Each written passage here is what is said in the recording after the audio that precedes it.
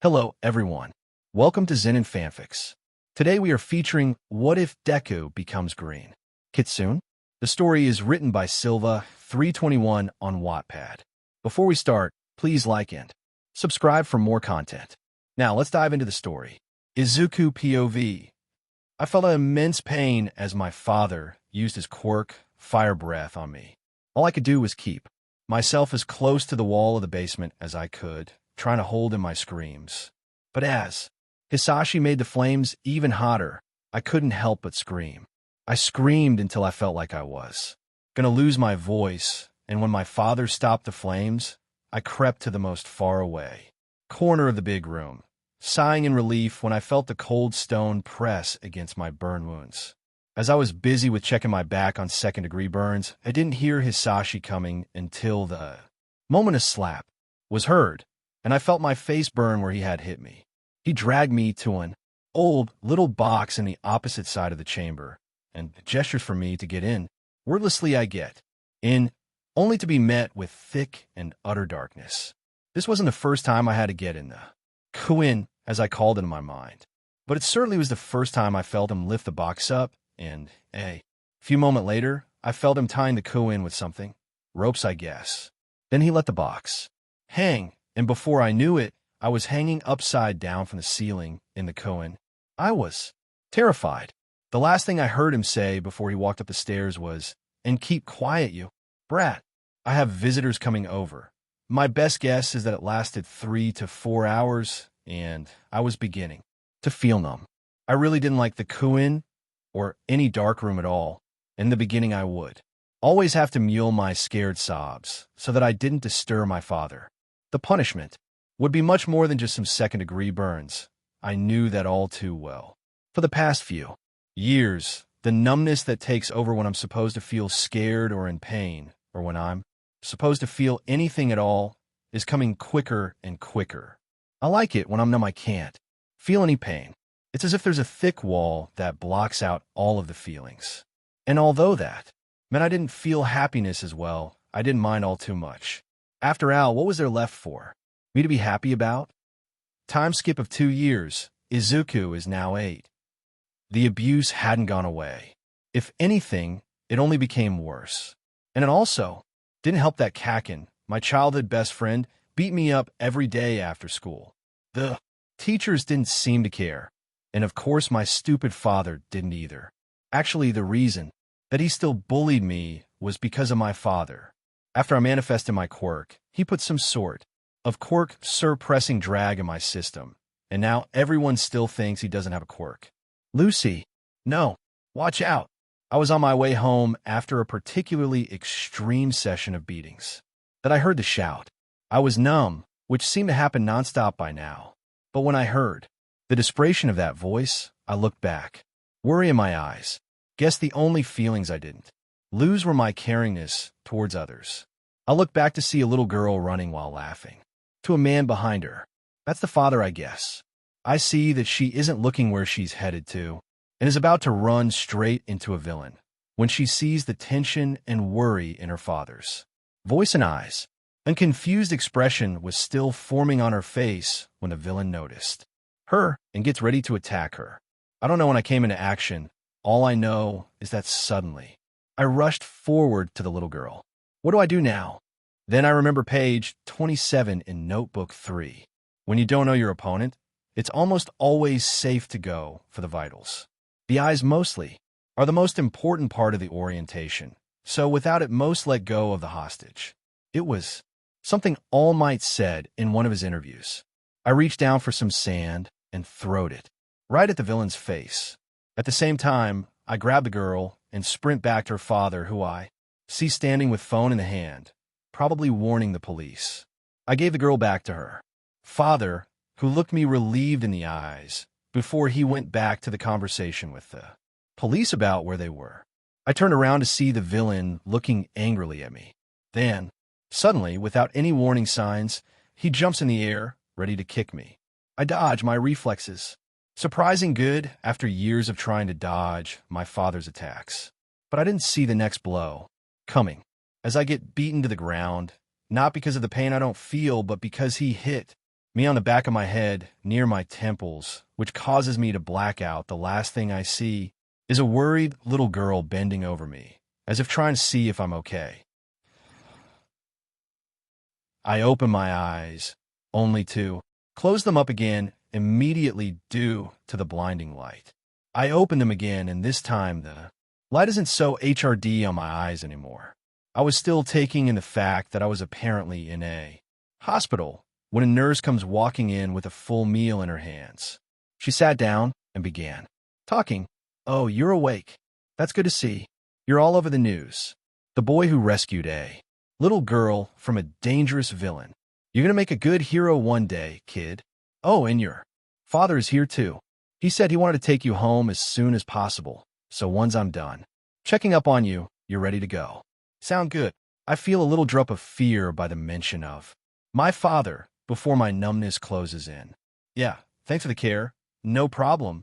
It's the last I hear as my father comes in and takes me with him in the car. We're already halfway out of the parking lot as the nurse runs out of the hospital. "Hey, wait up. I didn't do the last checkups yet." My father just ignores her and continues driving home. When we arrived home, my father turns towards me, his behavior oddly calm and composed. I saw right through it. If he looked so calm, that only meant that he was angry. No, he was livid, and even with the numbness, scared the living hell out of me. So you can imagine that it was a huge weight on my chest when all Hisashi said was angry. "Get the hell out of this house. In 1 hour, you're in Midoriya. Anymore, I'm going to sign the papers to disown you. So get the hell out of my sight before I roast you alive. Understand? Go find a place to life on your own." Later that night, I slipped in my old room and got some of the stew I thought I might need, like a blanket, my yellow backpack, a flashlight, and my hero notebooks. After that, I sneaked through the hallway, down the stairs, and packed some food, a water bottle, picked up my coat, and then I took my leave. As I walked away from the place I once called home, I gave it one last glance over my shoulder and swore to never come back to that hellhole.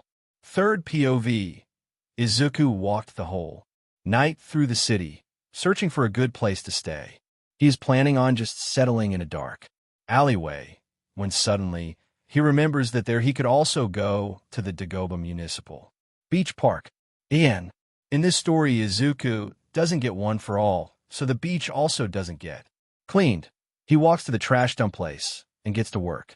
Only half an hour later, he's found a decent caravan to call home from now on, and begins searching in all the dump trash for handy still. After he's found a few, he begins with clearing the surroundings a bit so that he can at least find it back. He clears the surroundings of the caravan in a 3-meter span so that it's good enough for him to find, but not clear enough to rise suspicion by any neighbors he might have. After that, he goes inside and cleans that up. It looks surprisingly nice after a good wash-up. He sets down his stew, gets into his sleeping bag, and is fast asleep in a few seconds. In the following morning, he washes himself up in the ocean and goes to the city to look for some work. For hours later, Izuku POV. I walk home. Well, I think I can call a home from now on for my new job. I was so lucky to bump into that man. Flashback. I was walking down the street when a pizza delivery man rushes out of the pizzeria. He hands the pizzas to me and says, "Geez, Robert, that is the 4th time this week that you're late. Quick, deliver them, please." I just stand there confused.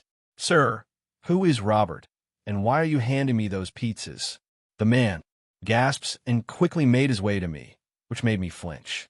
He noticed and left some distance between us, which I'm very grateful for. He bowed deeply and said, "My deepest apologies. I thought you were Robert. He also has a bundle of hair like yours, kid." He was late, and the pizza had to be delivered, so I was panicking a bit. I laugh. "Oh, is that just a no? It's completely fine. In fact, I was looking for a job," so the man understood the implications of what I said, and his eyes immediately began to shine. "Of course. You can start tomorrow. Just make sure to be here at 10 in the morning. Flashback, and so I walk happily down the road, and when I was sure nobody was looking, I quickly walked into the maze of trash that somehow became my home. Time skip of 1 year. Third POV, Izuku has promoted in the pizzeria and now only has to take the orders and serve to the people in the pizzeria. He also has taken lessons in martial arts and started training his quirk at night. He is already an opponent to fear in a one-on-one battle, but still has a long way to go in fighting large groups of men. He also spends much of his free time learning about other quicks and animals so that he can morph into them, all for one goal. He's going to be a vigilante. Why not just become a hero, you might ask? Well, the heroes, they were never there when he needed them, and most of them only do it for the fame. He hates it. The only heroes he still respects are the underground heroes. They are the ones that avoid the media at all costs. They only do it because they want to help people, and Izuku highly appreciates that, which is also why Eraserhead, a long time ago, became his #1 hero instead of All Might. Now, Izuku has already made a vigilante costume for himself and is ready for his first patrol. Third POV. Izuku sits on the edge of a building, feet hanging in the void beneath him, searching for cries of help in the dark alleyways filled with tugs. He hears a girl's quiet sobs as she obviously fails in being quiet. He lets himself fall down the building, using his quirk to grow a pair of wings to break his fall. He quickly knocks out the 4 men surrounding the girl and ties them up. Izuku PV, hey girl, you okay? The girl flinches at the sound of my voice, which sounds a lot deeper than it actually is, thanks to the voice changer. Her hazel brown eyes lock with mine. Yeah, I'm fine now. Thanks for the help. I get the hint. Call me Green Kitsune, and you might want to call the police to set these 4 behind bars, I say, while making a hand gesture toward the tugs I just knocked out. The girl gasps and says, wait, you're Green Kitsune? The #1 vigilante? I'm a huge fan of yours. You're actually who made me want to become a hero. I just nod. For a moment, I had forgotten that I was a famous vigilante. It's crazy if you think about it. I became the #1 after just 2 years. Yeah, that's me. And you are Achiko Uraraka. Nice to meet you. She smiles at me, and I give her a smile back. Even though it is a fake one, I don't really feel happiness anymore. I don't think she could tell the diurance, though. I place my green-colored Kitsune mask back on my head. I had taken it OU when smiling to the girl, no, Achiko. Well, don't forget to call the police. Here, give this to them, and it might be better for you if you don't read it. I'll be on my way now. With that said, I jump back on a random rooftop and disappear into the darkness. I stay around a little more and hear how she calls the police, and when I made sure they would bring the girl home, I made my way to a higher building and start searching once more. I was just about to go back home after the patrol when I heard something move behind me. I quickly spin around and hear a quietly muttered "Sichdi" as Eraserhead steps into the light. Aizawa. Eraserhead, POV. I was inspecting the scene. 4 tied-up men, who were all knocked unconscious. However, they weren't really damaged. They were all hit on their temples. The person who did this knew what they were doing. Then a girl with chocolate brown hair and hazel eyes walked towards me. Hello, are you a hero? I sigh and answer calmly. Yes, indeed, I am. Why do you want to know? She sighed in relief and said, well, the police just interviewed me because I'm the one who was attacked. But the one who rescued me asked to give this to the police or a hero. She handed me a piece of paper. He said, not to read it, but I figured you'd want it. She shrugged. I took the paper from her and unfolded it. Police/hero who reads this. The 4 that attacked Miss Uraraka all had the same tattoo on their right arm. There has to be a whole gang of them, considering they talked about the boss. Don't underestimate this gang. 3 of the men were sloppy fighters, yet 1 was helping them out. It has to be a fairly big gang if 3 of the newbies only had 1 supervisor. This also means that the end boss will probably be a tough guy. I suggest you start looking in the basement of Laos. Market. Green Kitsune. I clench my teeth. Green Kitsune has been here? I've been looking for him 3 months from now. Then I hear someone jump away from a hidden spot. I hand the paper, quick to a police officer, ordering him to bring it to Detective Tsukachi as fast as possible. Then, I jump away, chasing the sound I just heard. I was just about to head back when I saw him. He was standing at the very edge of the building, way too close if you ask me. Even I don't want to stand that close. It's as if he didn't care if he fell. Suddenly, he turned around and now stands right in front of me. I couldn't help but notice how short he was. Good evening, Eraserhead. What can I thank your visit for? I shoot my capture weapon towards him mid-sentence. It usually is enough for me to win the fight, since people don't expect me to attack while they're talking. However, Green Kitsune just grabs it and start running towards me. Izuku POV. I was still talking when Eraserhead shot out his scarf. Doesn't matter, I've been expecting this. I grab his scarf while finishing my sentence and start running towards him. He probably thinks I'm going to jump over his head, since everyone does that. So I'll just slide low and bind his legs with his own gear. I act accordingly and surprise the man. The startled expression on his face actually makes me smile, which is pretty impressive. If you want to make me smile a real smile, you got to do a lot these days. By Eraser. It was nice for as long as it lasted. With that said, I jumped to another rooftop, soon disappearing out of his line of sight. I think I heard him grunt, "Aizawa up here." When I finally got on my capture gear, I start walking home. It was far past my patrol time, and Zashi must be worried sick. The end. I decided. So, I'm not going to do any ships with Izuku, but Eraser Mike is just fantastic, so I couldn't let that out. By the way, Zashi is Hisashi Yamada aka Present Mike. As soon as I open the door, a loud cockatoo comes storming into the hallway. "Shota, where were you?" Halfway through his sentence, I activated my quirk, not wanting to lose my hearing yet. I was caught in my own capture weapon. "Now move, please. I'm tired and I want to sleep," is all I say while walking past my husband. "Wait, you said that you were caught in your own gear? How did that happen? Don't tell me you tripped and didn't manage to get up." Zashi smirked while saying the last sentence. "Oh, shut up. That was not what happened." Death glared him. He took a step back, knowing I was tired, and more importantly, knowing what I was capable of when I was kept away from my precious sleep. Then what happened? I came across Green Kitsune. He kind of got me pinned down with my own gear. "Oh, all right. I'm just glad that you came home safe." He smiled a 1,000-watt smile. I smile at that sight, remembering why I fell so hard for this man. Well, let's get to bed then. Izuku POV. I walk through the door of the main caravan and let out a sigh.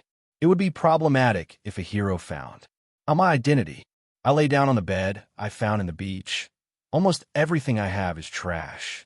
Others didn't want any more, but it's good enough. I don't mind the holes in the bed or the table with one missing table leg.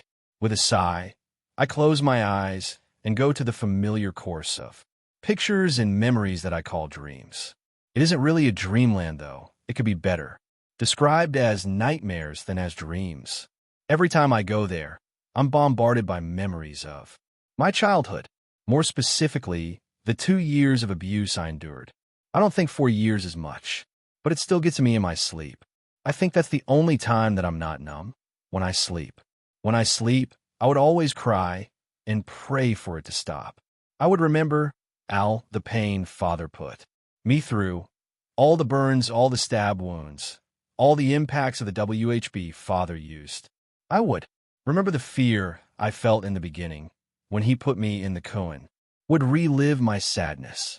As it gets to me once more that my own dad doesn't care about me, that even my mom didn't have it in her to just continue to love me when she thought I was quirkless. And when I woke up, I would just patiently wait for the numbness to take over.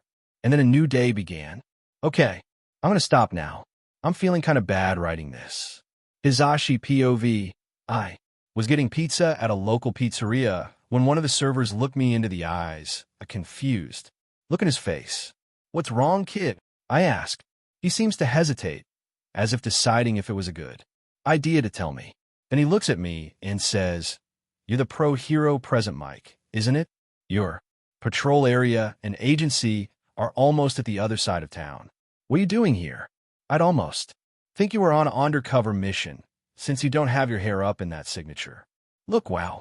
I was impressed. He just figured that out, and it didn't seem to take him any yurt. Like it was just a passing by thought that confused him. But I did have to make sure he didn't find out that I actually was on an undercover mission. No, I'm not on an undercover mission, I chuckled, and made sure to look him in the eyes while doing that. I just live in this neighborhood. Okay, what's your order then? To say I was surprised was an understatement. We just had a whole conversation about whether I was on an undercover mission or not, and he just asked what I wanted. A pizza Hawaii, please. He scribbled it down and asked, if you live in this neighborhood, why don't you come by some more? I'm sure our pizza is better than the pizza in the Ilias. Yes, he didn't drop the subject just yet. This was getting uncomfortable. I had no idea what the Ilias was. Izuku POV. I was getting suspicious. The answers Mr. Microphone gave me didn't make sense at all. Why would he live here? It would have made a lot more sense if the agency and house were around the same place. So, I asked about the Ilias, a local pizzeria, only the ones who live here. No, it's a very small pizzeria and highly praised by the ones who go there. Thing is, you could only enter with a so-called Golden Pass. Every year on November 23rd, the day the Ilias began, every house in town would receive a pass. All the workers at all the pizzerias also received one. So if you weren't a local, you didn't even know about the existence of it. Sorry, but what's the Ilias? Huh, knew it. He was undercover. Oh, it's nothing. Just some local little pizzeria. Now I'm gonna find out why he was here. If this was for the green Kitsune case, then I should know. That. Why did you come to this place, actually? The Saint-Agor is a much more famous place. If he did his research, Mike should be able to know the Saint-Agor. It was the most famous pizzeria in town after all. Well, I was looking for a small place like this, so that I can grade school. Papers. He flashed a big smile at me. Oh, I'll leave you be then. And please don't put the papers on that plate. It has a heat function so that the pizzas don't cool down. You can't burn yourself. With it though, don't worry. But it could set the papers on fire if you leave it on there. Present Mike nods, and I go further around, asking others what they want. I could practically hear him thinking, why do you want to know all that? To avoid him thinking he was special, I decide to make a talk with everyone I speak. When I glance at him once more while walking to the kitchen, I can see him bowed over most likely case folders, disguised as grading papers. Guess I'll have to be more careful than I already am while doing my patrols. I'll just work a little more on my speed. That way less people will see me. Third POV, Hisashi, present Mike, was still sitting in the little pizzeria. He had been there the entire day, till the point that some of the workers there gave him curious glances while walking by, wanting to know why he stayed that long. During the day, several passed by the pizzeria, some ordering something, some just making some small talk. Others seemed to be doing work in here. The atmosphere was calm and relaxed, but Hisashi didn't really notice that. On the outside, he was just chilling in one of the sofas, but on the inside, he was really tense, noting every move the customers made and looking for anything suspicious. Truth be told, he didn't really suspect one of the bypassing customers to be green Kitsune. From what they heard, green Kitsune seemed to have gotten out of his way to specifically protect this little shop during a villain attack. This could only mean he has some sort of bond with it. And if that's the case, then he was most likely one of the regulars or worker. He didn't know who all the regulars were yet, so he focused on everyone, but he did have a gut feeling that it was actually one of the workers. And if there was something he learned from Shota Aizawa, then it was to always trust your gut feeling. Time skipped till in the afternoon. Third Pio Izuku was heading home as his shift was over. He hadn't forgotten about present Mike probably being on a undercover mission and knew he was possibly stalking him right now. So he took a path leading to the opposite place of where he lived and entered a regular flat. Then he took the lift to the third floor to knock on a friend's door. A familiar pink head opened the door and let me in. So, what brings you here, Izuku? Do you need any new gear or something? No, I don't need anything. Just thought I'd drop by for a bit. And also, some pro hero was on some kind of mission that has to do with a pizzeria, so I stopped here just in case. The girl smiles and said, "That's wonderful. And since you're here, you can test my new babies." And yep, this is May Hatsum we're talking about. Smiley face. Okay, what did you make? Had some beams at my reaction. Come on, I'll show you. Izuku POV. It had already been 2 hours since I left May's house, carrying a few handy pieces of support gear. He really appreciates the effort May puts into her work and is super satisfied with the new items. First, he got quirk-canceling cues with sleeping gas, which came in handy if you wanted to capture someone with a quirk, such as being a half-wolf. If the cues can't cancel the quirk, the sleeping gas will be enough to keep them out until police arrives. Second, he got foldable knives. These knives were able to hold liquid inside them, such as poison, sleep serum that causes nausea, and they could also shoot electricity. And folded up, they aren't much bigger than a scissor was. For the record, unfolded they were 1.5 feet. Lastly, he got a choker that made his face look like someone else's. So if he had it in, no one would suspect him to be the vigilante. He did the choker around his neck and put on his vigilante gear. Then he jumped out of the window, ready for a late-night patrol. Aizawa POV, detective. Tsukachi gathered a meeting about Green Kitsune, saying they had information. Of course, I was invited Oswell. When everyone arrived, Tsukachi spoke up. So, as you all probably already know, the vigilante Green Kitsune has been bringing us problems for 2 years now. In those 2 years, no one has ever seen his face. However, when President Mike was on a secret mission in the west part of Mizudafu, he found something out. "Mike, would you explain to them?" Mike nodded and stood up, his whole posture serious. "It must be something important then. He is never this serious." "Well, I was on the mission about a certain pizzeria there, because it seems Green Kitsune has a soft spot for it. I was there on the lookout for any possible candidates for the real identity of the vigilante. When I was there, a young boy with green hair and eyes, pale skin, and freckles came towards me. He seemed to be a worker there. And what has that to do with Green Kitsune? Just tell us the information, for God's sake." I sigh. Of course, Endeavor doesn't have the patience to wait. Yeah. Chill, dude, is Zashi's calm reply.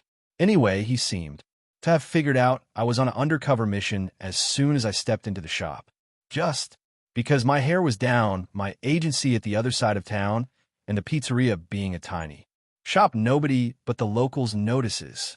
So he asked me about some little pizzeria to get his suspicions confirmed. So reversed, that made me suspicious. He took a deep breath before handing out the kids' files. "Here, take a look at this." We all look into the files, and what I see shocks me. Izuku Midoriya, currently 11 years old. His mother left him after they went to the quirk doctor, who confirmed he was quirkless. This only made red flags rise in my head. As I read further into it, I feel my eyes widen without my consent. He was disowned when he was 8. How could any father do that to his own child? Well, yours may have done it if you didn't get into the hero course. Ugh, shut up.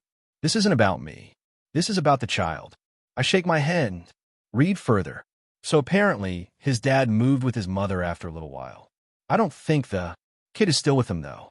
But we can't know for sure, since there seemed to be no file with his name on it after the age of 8. This is disturbing, to say the least. But I don't want to know why we are looking into the files of this kid. So, apart from the fact that his life was probably horrible, why are we looking into his files? Weren't we talking about Green Kitsune? I see others nod their heads at my question, all of them as confused as I am. Well, you see, Zashi stops as if he didn't really want to say whatever he was going to say. I think he is Green Kitsune. As soon as he said that, chaos broke loose. What do you mean he is Green Kitsune? I want an explanation now. Endeavor, but he's so young. Shouldn't he still be all innocent and all empty? Lady, I see. Interesting. I would like to meet the young man. Principal Nizu, could you please Tell us why you think this little baby bird is green Kitsune.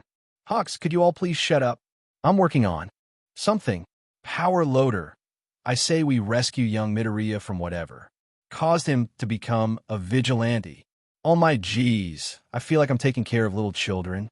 I activate my quirk, pull out my scarf, and say, please sit down and ask your questions in a fashionable order. I'm getting a headache over here. As I see they all sat down again, I sigh and drop back into my seat too. Zashi sends me in thankful glance and speaks up again. So how I think to know that he is the vigilante. I got my eyes on a few suspicious-looking workers in the pizzeria and decided to stalk them. The last part being said in an awkward fashion. Anyways, I saw him head inside a normal-looking flat and stayed a little longer just to make sure.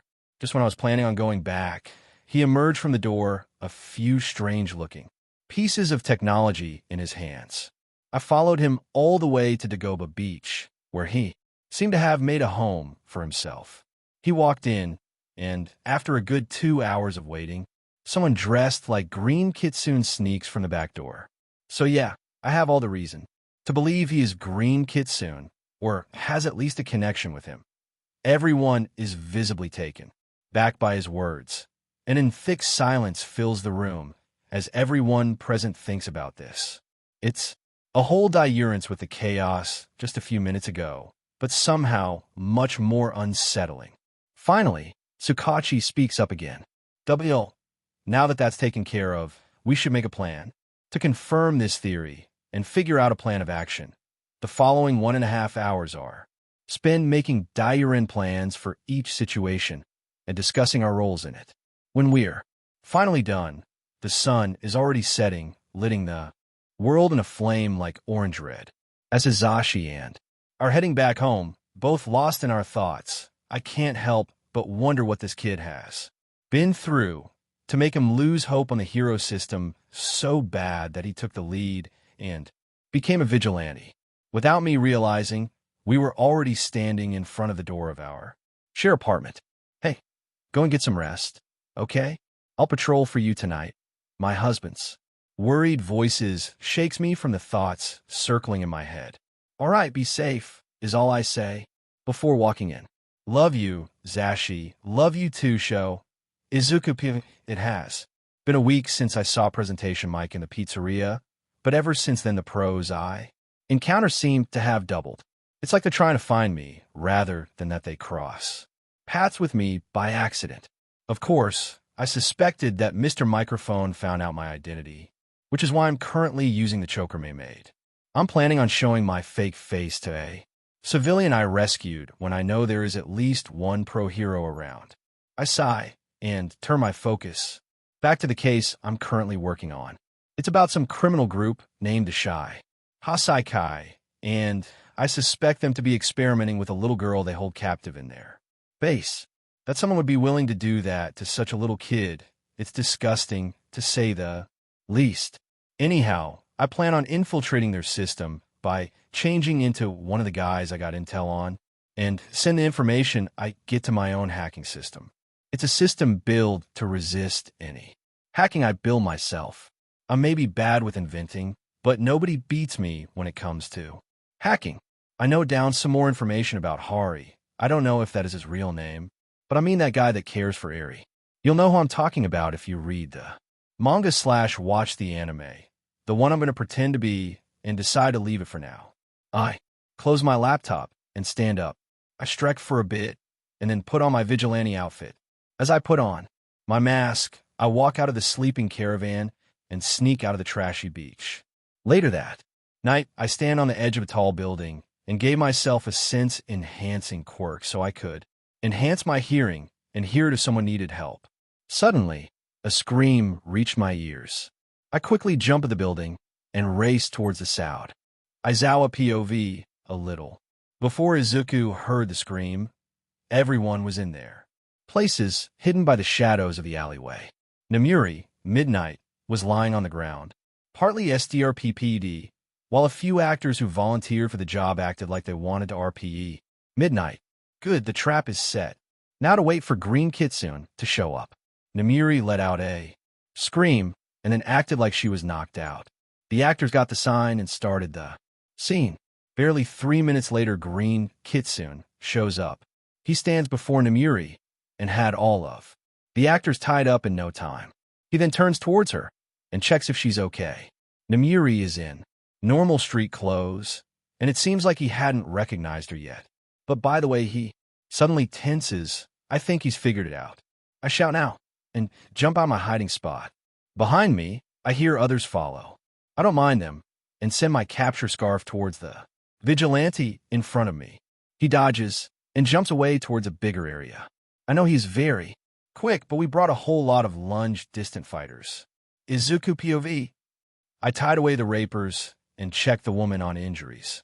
Then I noticed her red glasses. I tense. Those are Midnight's. She wouldn't be knocked out so easily. Could this be a trap? I jump away from her and see Eraserhead coming straight for me. Knew it. He throws his capture gear and I dodge it.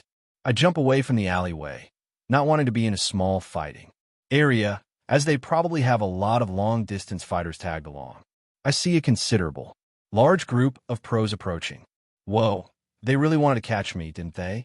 I recognize Eraserhead, Midnight, who seemed to have gotten in her hero costume, Endeavor, Kimui, Woods, Ectoplasm, Best Jeanist, and Ms. Joke. They really went out of their way to catch me. Huh. Best Jeanist will be able to manipulate my clothing if I stay. I have to stay out of Easer's sight for some time so that I can change my quirk into creation. That way I'm safe for self-capturing. Now, which non-fiber material is fireproof? I create a fireproof non-fiber material and replace my costume with it. I jump out of my hiding spot again and surprise all of the pros by charging straight to the biggest threat, Eraserhead. I pull out a BLNDFLD I made in one hand and grab some sand in my other hand, all while trying to form hawk's wings with my quirk. I throw the sand in Eraser's eyes, and when I felt the wings form, which indicates that Eraserhead was blinded, I tie the BLNDFLD around his eyes and his hands behind his back. Then I heard footsteps behind me and quickly jump away, dodging Endeavor's flames while pushing Eraserhead back. The fact that he didn't seem to care about the fact that Eraser could very well be roasted if I didn't push him away made me a tiny bit angry, which means without the numbness I would be livid. Shouldn't you look out for Eraserhead? You could have hit him, stupid. He doesn't even look guilty at my words. Guess he really doesn't care. He is old enough to care for himself. Now, I'm gonna get you, criminal. With this, he races at me with his fist covered with fire. I jump into the air and give myself the quirk of one of the Water Who's heroes, the ability to create water instantly and put Endeavor's flames out.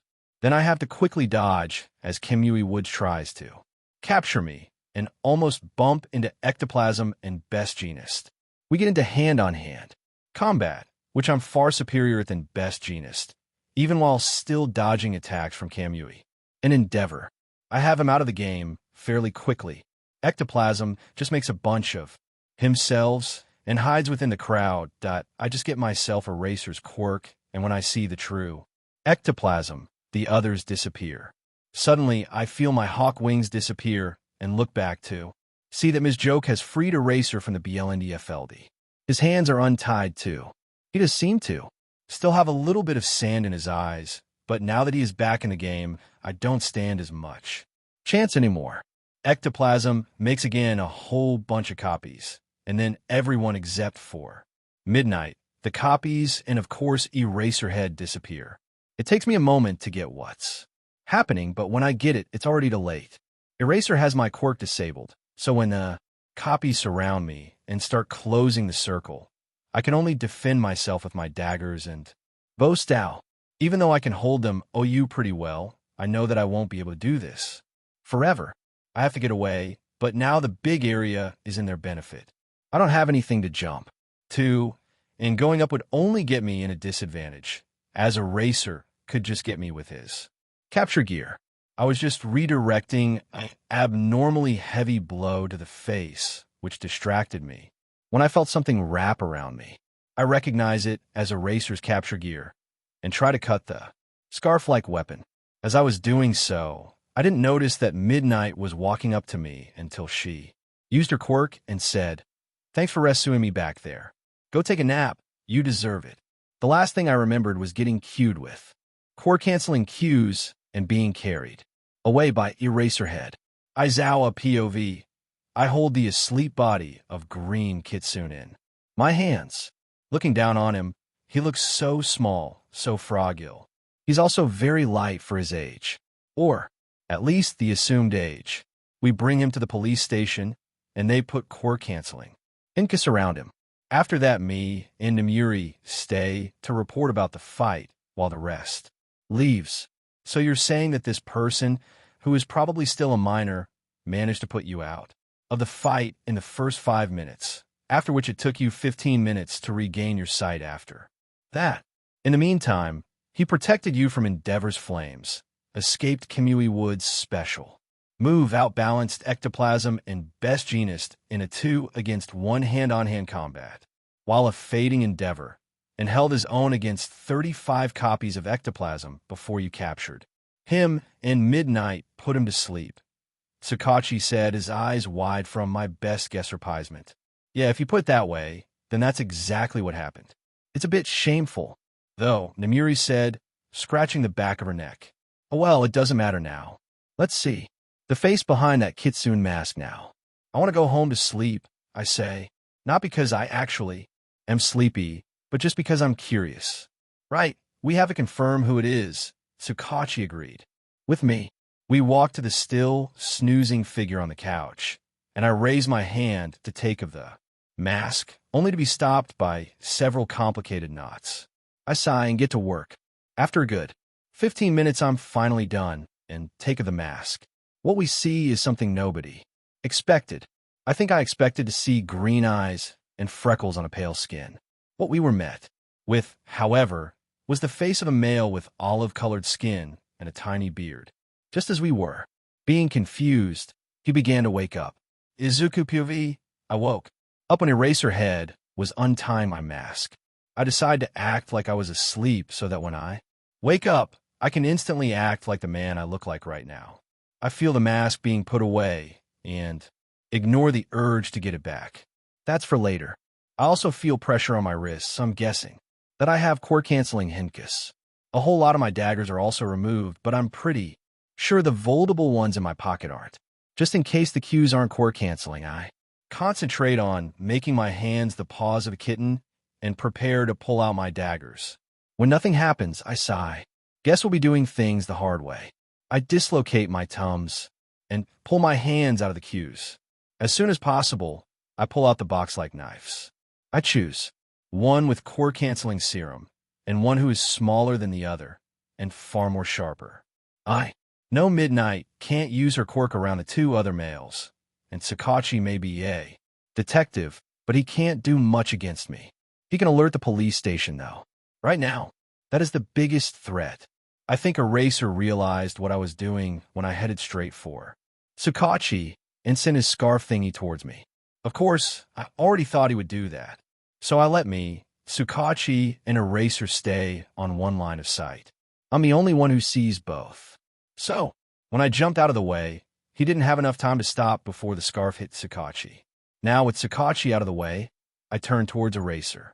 I act like I'm headed straight for the door, but when both pros try to capture me again, I abruptly turn around and cut the both of them with the core-canceling serum. After that, I throw myself towards the window, the smaller dagger in front of me to break the glass. As soon as I clear the police station, I formed a pair of angel wings, and now I'm flying through the air towards home. Aizawa POV. God damn it.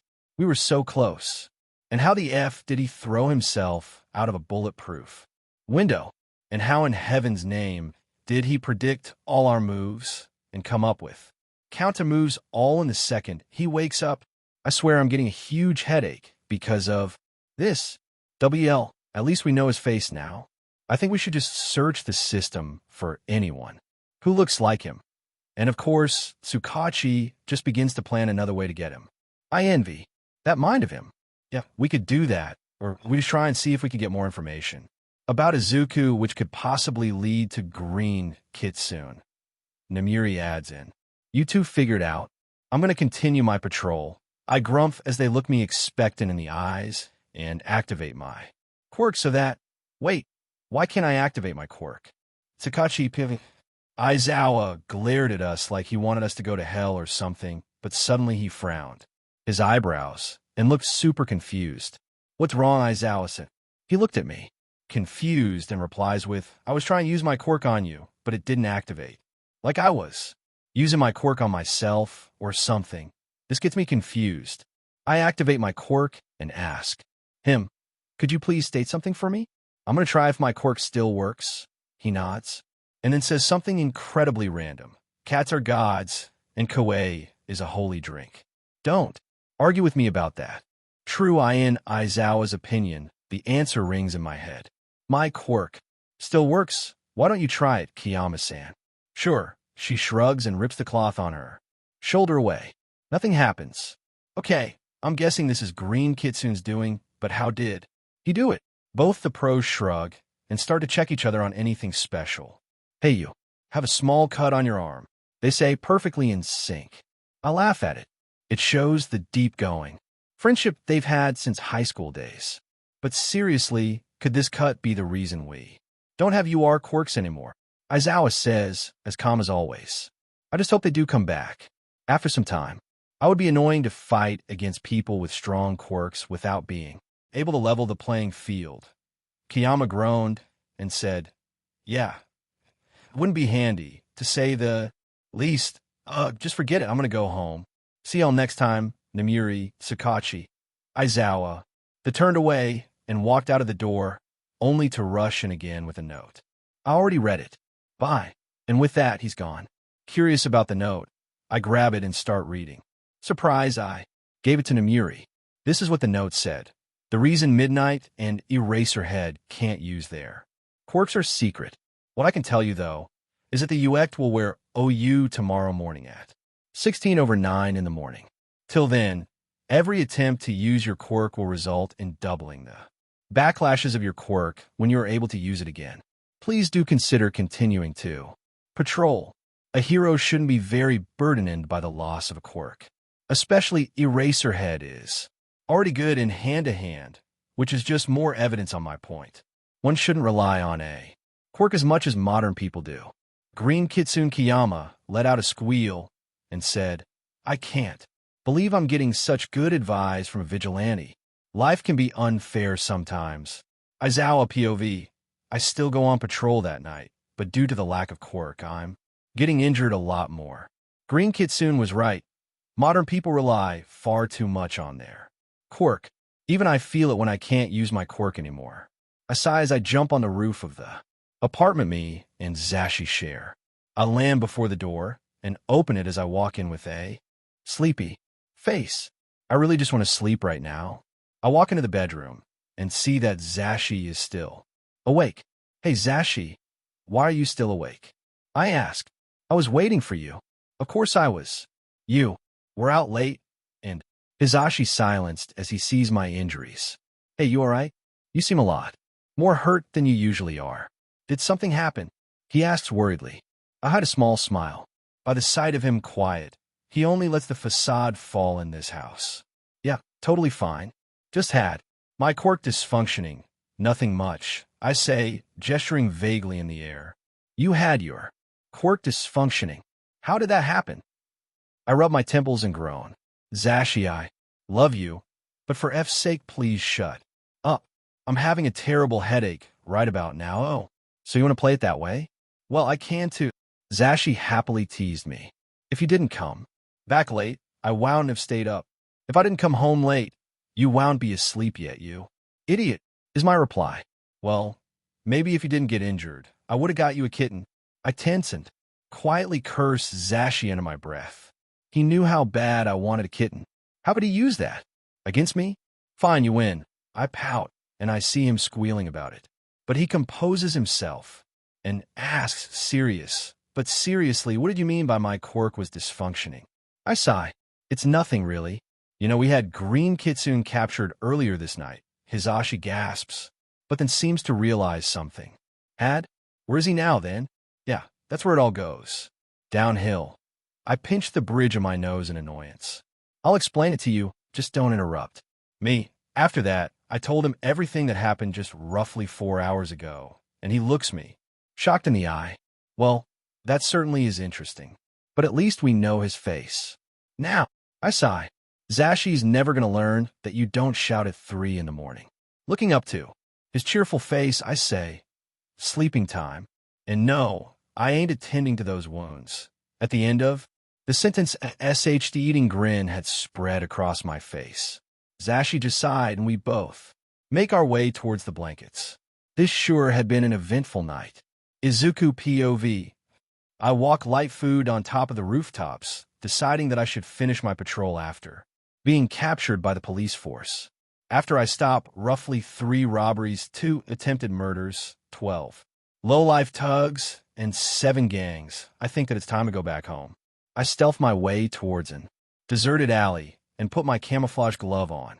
It's practically a device that creates the illusion of me having normal clothes on, just another baby of May. But he had to admit it comes in incredibly handy. Just as he was about to step out of the alley to walk the rest of the way home, he heard a scream a little deeper into the darkness-covered path. He quickly made his way towards the sound, careful not to make any noise. When he arrived at the scene, the sight unfolding before his eyes was awful to watch. A boy with purple hair standing with his back to the side of the alley, and a group of 6 beating him up, seemingly the same age, wearing the same uniform. This boy is bullied at school. He looks malnourished. Only his guardians could have done that. The only reason his guardians would do that are, don't tell me. Is he quirkless? No. Concentrate. Don't jump into conclusions, Izuku.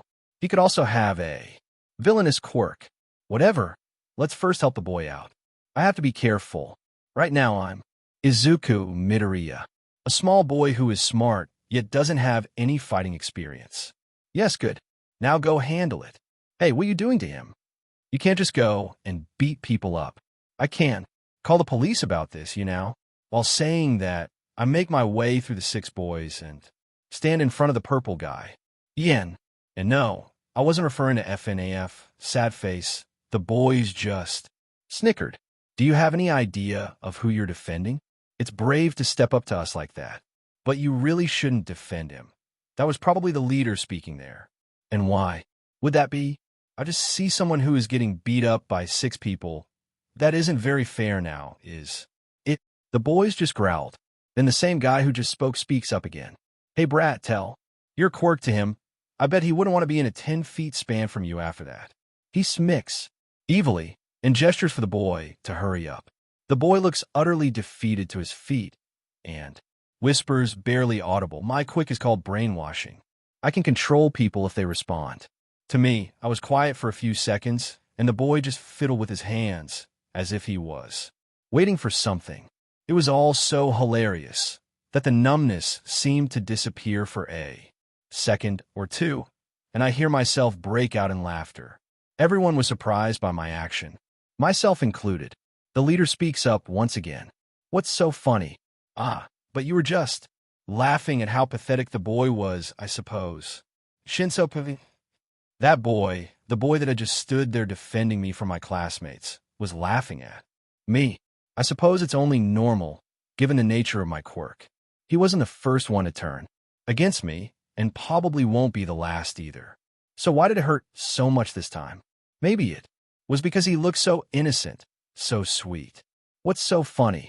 But you were just laughing at how pathetic the boy was, I suppose. I look up. Because of some stupid reason I wanted to hear this boy's reply. Not that it mattered, though. He wouldn't accept him. Just like nobody would. Outcast by something I didn't have any say in. Abandoned because of something I was born with. It really didn't take much, huh? Just say what my quirk is, and boom, I'm labeled as a villain. So had it always been? No, that's not it. You all are just making such a big deal. It's just a quirk, and a cool one, seriously. I look up, not quite believing what I just heard. This boy here thought that his quirk was cool. I've never had anyone to encourage me, so it's only natural I try to help now. But seriously, consider what you could do in a hostage situation. You'd Just ask a question to the villain and boom. You got the hostages out. I have to see your quirk in action sometime. Then again, why would you do that for some stranger who just happened to pass by? But you have to consider, at first he was talking to me, but now it changed into some sort of muttering, and to be honest, it kind of creeped me out. But I have no time to think about that now. Erold, the leader of the groupie in an absolute beach. No one's to those. We're named Erold, really? That's actually for all the names I make up. They're only for the story, K? Everyone out there is amazing. Strikes at the mysterious boy, yelling for his comrades to follow his lead. Serio, Orochi, Ijime, and Zuma followed, but Amai stayed behind. Hey, watch out. Now, those bullies are going to target you too. I screamed, full of worry about his rescuer. He ignores me and continues with his muttering. I start to panic. Why doesn't he run? Or he could at least get into fighting stance to prepare or something. Then the first hit comes at him. The boy didn't even look up, but just steps to the side, while continuing his muttering. What the hell? You stupid son of a beach. Don't you dare ignore me, or even dodge me. I bet. The only reason you sympathize with that brat is because you're in the same situation, isn't it? I see him tense up at his words, and guess that he also has a villainous quirk. Well, I guess you could say so. Not that it matters. You just shouldn't pick on people like that.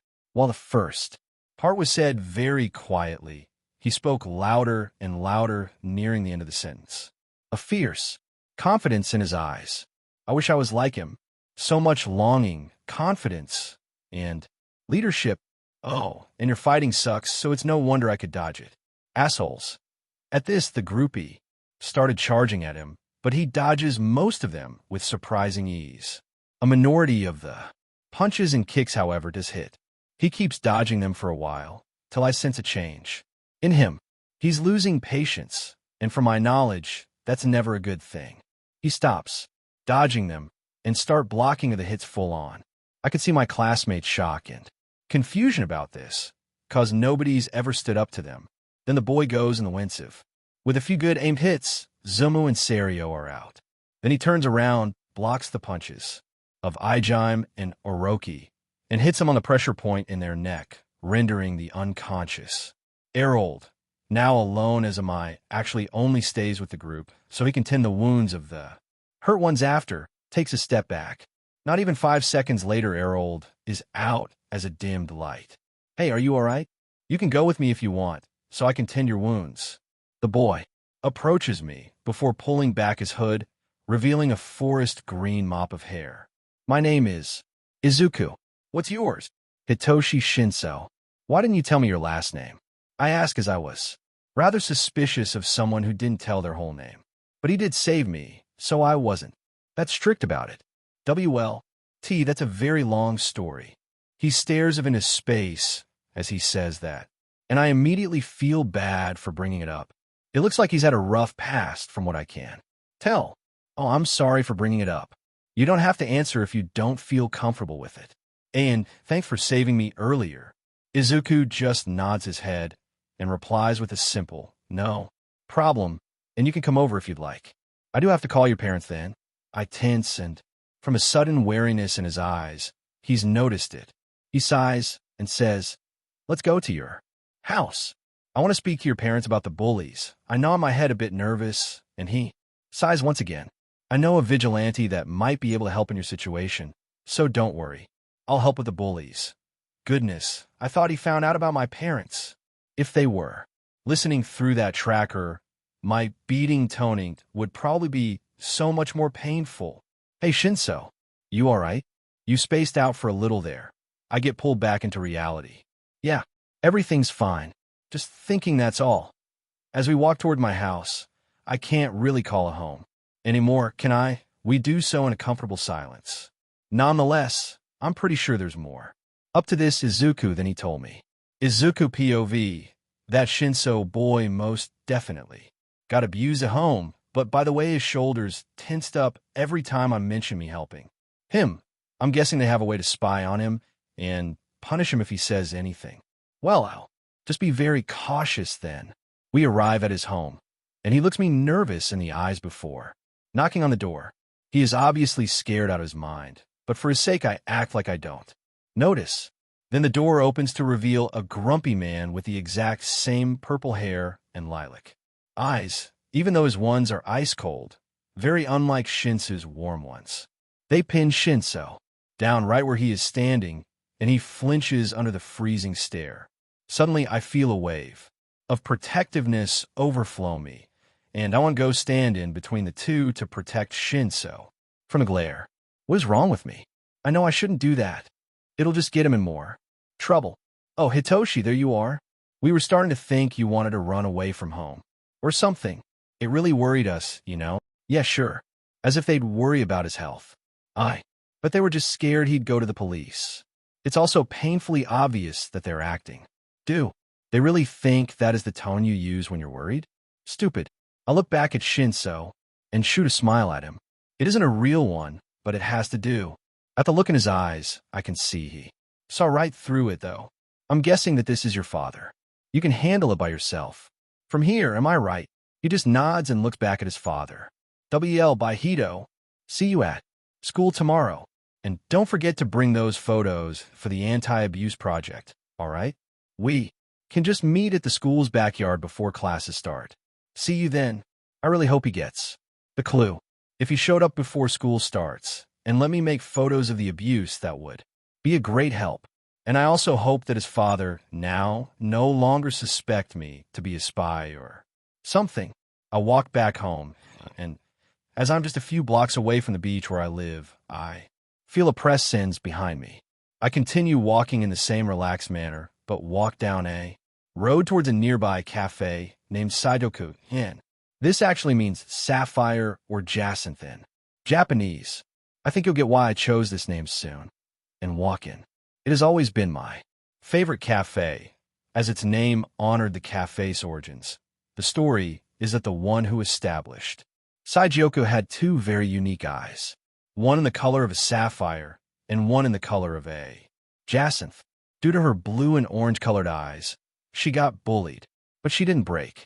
She continued chasing her dream of establishing a cafe with a library in it, and eventually did it. And since Saijoku meant both sapphire as well as jacinth, she chose it to let others know that you can get through anything, as long as you have the longing to. I love the moral in it, as I had experienced the worst side of the world at the young age of 4. I walk in through the entrance and buy a cup of Kue latte. Not long after, I feel the presence disappear. It could have just been a stranger walking the same way I did. But just to be sure, I walk out through the back door and take a shortcut to the beach. Aizawa POV. I've been stalking the kid for only 2 minutes, but by the sudden tensing and relaxing of the shoulders, I can tell he's already noticed me. It does surprise me, if I'm honest. You gotta have really good ears to pick up on the sound of my footsteps. Then again, I have no idea what this boy's quirk is, so it might as well be super ears. Like, seriously. I sigh, annoyed that I left my mind to wander around again and focus back on the boy. He takes a turn left and goes inside a cafe. I consider going in as well, but that would reveal my identity and make me look suspicious if I follow right behind when the kid leaves. So I take my best chance at a rooftop a few blocks away. Izuku POV. I step inside the kitchen truck, a truck with walls to protect from wind and hold out the animals, but without roof. In the place of the roof is a foldable piece of fiber. In the middle of the truck is a fireplace, which is why the truck doesn't have a roof, and next to it is the food. And prepare something to eat for myself. After the plain meal, I decide to go train my speed and reflexes some more. I walk out of the truck into an open space I created just to train. I change my quirk into Barrier Pro Hero. Barrier Girl's quirk, I just made that up actually, and made a sound. And vision-proof barrier, so that no one would see me train. I start with push-ups and sit-ups as a warming up, and then make a few fake villains using a twice quirk. They all are fast ones, so I can train my reflexes. After 3 hours of training, I decide that it is enough for the day and lift up the barrier while walking to the sleeping cabin. A cabin fully filled with a bed and a closet attached to the roof of it. I go to bed and just before drifting up to sleep, I wonder how Shinso is doing right now. Shinso POV, as soon as Izuku left, my father turned to me with a face of anger and disgust. Do you get what you could have done? You could have given us away. We could get caught by the police. You're lucky that friend of yours is so dense and actually wants to see you tomorrow. Otherwise, I might just end you tonight. Maybe I should just do it. Do you get it? Nobody wants you. Nobody cares about you. DMN. Everybody despises you. They're disgusted by you. You worthless mistake. I would wish you were never born. It wasn't even a decision to have you. We should have just had an Abden. F it. You're sleeping on the street tonight. And don't act surprised. You and I both know this isn't your first time. Be happy I didn't beat you up. Now go to hell and die, you monster. And don't you dare come back until after school tomorrow. With that, he slams the door in my face. I sigh in relief, happy that he didn't beat me up this time. Then I pull out my phone to check on the time. Good, it's only 10 o'clock. I should be able to make it before it's 11. With that, I start making my way towards the secret hideout I live in when one of my parents kicks me out. When I arrive at the abandoned little house, I feel a wave of happiness overflow me. I'm home. Here, nobody can hurt me. I make my way to the mattress in the corner and lay down on it, slumber filling my mind. As I drift on to sleep. What no one noticed, though, was the pair of glowing red eyes watching him from the shadows, a frown apparent on his hidden face. Third POV, Aizawa stands behind a tree, glaring at the man inside he just saw pushing his son out and banning him from the house he obviously lived in. He doesn't like people who don't treat their children as their own. It reminds him too much of his own childhood, and he doesn't want anyone going through what he did. He sighs, annoyed that this wasn't enough evidence to go to the police. He'll just have to watch the kid closely then. With that, he goes home, where his precious husband awaited, along with Kue and a cat, of course. The following day, Shinso walks the way towards his school, and luckily doesn't stumble on any bullies this time. However, what he doesn't know is that they're all scared by a certain underground hero. He remembers what Izuku told him last night, and wonders if he would remember. He doesn't think so, though. Who would actually want to hang out with him? He was just a loser with a villainous quirk, and people avoided him as a plague, only coming close to torment him. He decides to see anyways. Maybe, just maybe, you would actually show up. He knows it's false hope, but it's that false hope that had kept him going for this long. He rounds the corner and sees the boy leaning against a wall, just chilling in the morning sun. Then he opens his eyes, and when he sees the Shinso, his lips curl up in a small smile. It looks cute, but also a bit forced. If you look good enough. He has this small twitch in his cheeks, and a little frown was evident on high face, almost like he doesn't really know how to smile anymore, but still makes an Ewert too. Shinso smiles back and sits down on the gown beside Izuku. Izuku's eyes widen a bit, but he recovers quickly and speaks up. So, do you have your phone with you? Shinso nods, and Izuku, now having received a confirm, continues. Could I have it, please? I'll give it back, I promise.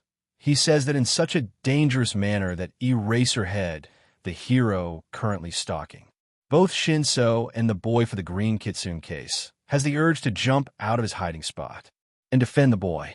Shinso just looks scared out of his mind and hands Izuku the phone with trembling hands.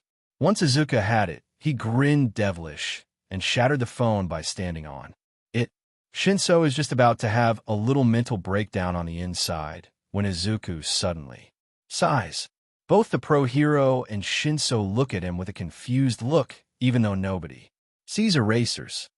Sorry about that, but I'm pretty sure your parents added a tracker in your phone, so I had to make it look like I was just another one of those bullies.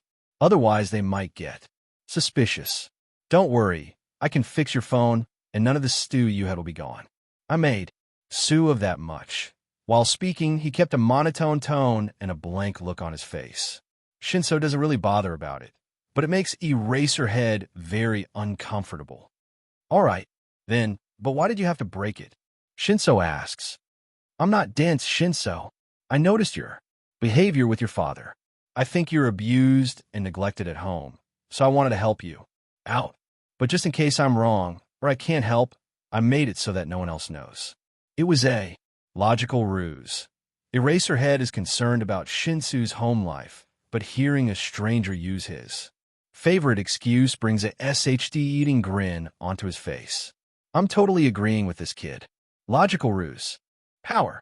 Shinso POV. Okay, so this boy just comes walking into my life while saving me from bullies. Then he asked me to meet him behind school, where he breaks my phone, only to say it was a logical ruse afterwards. I can't even keep up anymore. And now he wants to have evidence on my obvious abuse to show to the police? Of course, I agree with it, since I don't like it at home. As we are done taking photos of the bruises and scars littered all over my body, we start talking. So, where are you going to live after your parents are arrested? Well, I'll just go into the foster system, I think. So you don't have any relatives? No. He sounds like he has a plan. I'm not sure if I'm going to like it. Well then, why don't you come live with me? Okay. This was not what I expected. Sure, I guess. Aizawa POV. Sorry for the many switches. Really, crying face. This was F. Great. If the parents of that boy got arrested, he would live with the problem child. That way it would be even harder to hide Green Kitsune. This was a win-win. He left his hiding spot and went to do patrol some more. And remember, Aizawa does not teach just yet, so he can patrol all day long. After all, villains don't wait till a pro's around to commit a crime. Izuku. POV. After I got the photos from Shinso, I drag him to my place. I can't hear him gasping about the fact that I seem to live in a garbage dump, but I choose to ignore it. When we arrive, I pull him before me so he can see it all at once. He looks around fascinated and asks, "Whoa, did you do this all by yourself? It looks amazing. I bet you don't live alone in here. Now, do you? If so, who lives with you? That person must be lucky. Well, I did do this all by myself. But up until now, I always lived alone. But you're forgetting that you're going to live here. From now on as well. Let's go and find you a good sleeping place." This confused Shinso. What? Do you mean a good sleeping place? My place is built out of cabins, caravans, and bunkers out of the garbage dump. If you want a good sleeping place, I suggest we start looking for one. Oh, I see. Well, let's start then. After 2 hours, we find a comfortable little caravan and settle on this one. Just as I'm about to change my cork in a float, Shinso asks, "Okay, now that we have the caravan, how are we going to bring it back?" Just watch me. I grit my teeth at the weight of the caravan, but with the help of the cork, I get it in the air. I hold it, and then add wings like pro hero hawks to my back. Just like that, I fly to my little home and set the caravan down. Shinso, who apparently ran back already, looks at me with an amazed smile. "Whoa, is that your cork?" Knowing that heroes might be listening in on the conversation due to my connection with Green Kitsune, I simply nod his answer. Kinda. I do have to be able to lift at least a sixth of the weight I float, though. That's so cool. I suppose it is. We set up the caravan, and I go outside saying I was going to look for a bed, and when I come back with an almost new bed, he doesn't even question me. It's almost 11 in the night when I finally speak up. "Hey, come with me. I want to show you something." He nods, and we go to my anti-eavesdrop cabine, which is completely soundproof. As soon as we get there, I open a secret doorway on the floor and go in. Shinso looks scared shitless, but still follows me. We walk through the small passage until we enter my training ground. I get myself the barrier cork I always use and add one of them on top of the training ground. Shinso looks confused, as I did say earlier today that float was my quirk. "Sit down, I'll explain it to you." He sits down, and I follow with the explanation. You see, my quirk is actually called Morph, and it basically allows me to change any feature I have into someone or something else's. So I can get myself quirks of other people and tiger fangs or the wings of a hawk, but on a more expanded level. There are a few drawbacks, though. I can't change into anything I'm not familiar with, so no quirks I don't know the working of, and with a quirk I also get that quirk's drawbacks. For example, if I get myself Gang Orca's quirk, I won't do well in the heat. And I have to know the animal I'm getting features from. However, this does mean that I can transform into a kitsune, even though they don't really exist. Its capabilities are pretty wide. Shinso looked up, amazed but also confused. That's wonderful, but why did you tell me this? In secret, do you promise to not tell anyone? He nods. Well, that's because others couldn't find out, because I'm the unpredictable vigilante, the green kitsune. Shinso POV. I just sit there shocked. Huh, is green kitsune? I certainly was not expecting that as an answer for my question. But then again, what reasons could he have to lie about this? I decide to ask again, just to be sure. What did you just say? That I'm the green kitsune, the unpredictable vigilante. What else? Okay, so I didn't hear it wrong or something. And why are you telling me this? I ask again. I activate my quirk, which makes my eyes glow a little. But you can only tell when it's dark, and right now the sun is shining very bright, so I didn't think it would make a diurence. I did realize a change in the atmosphere, though. It was as if Izuku was suddenly on edge. Could he have already figured it out? Nonetheless, he just answers in a casual way.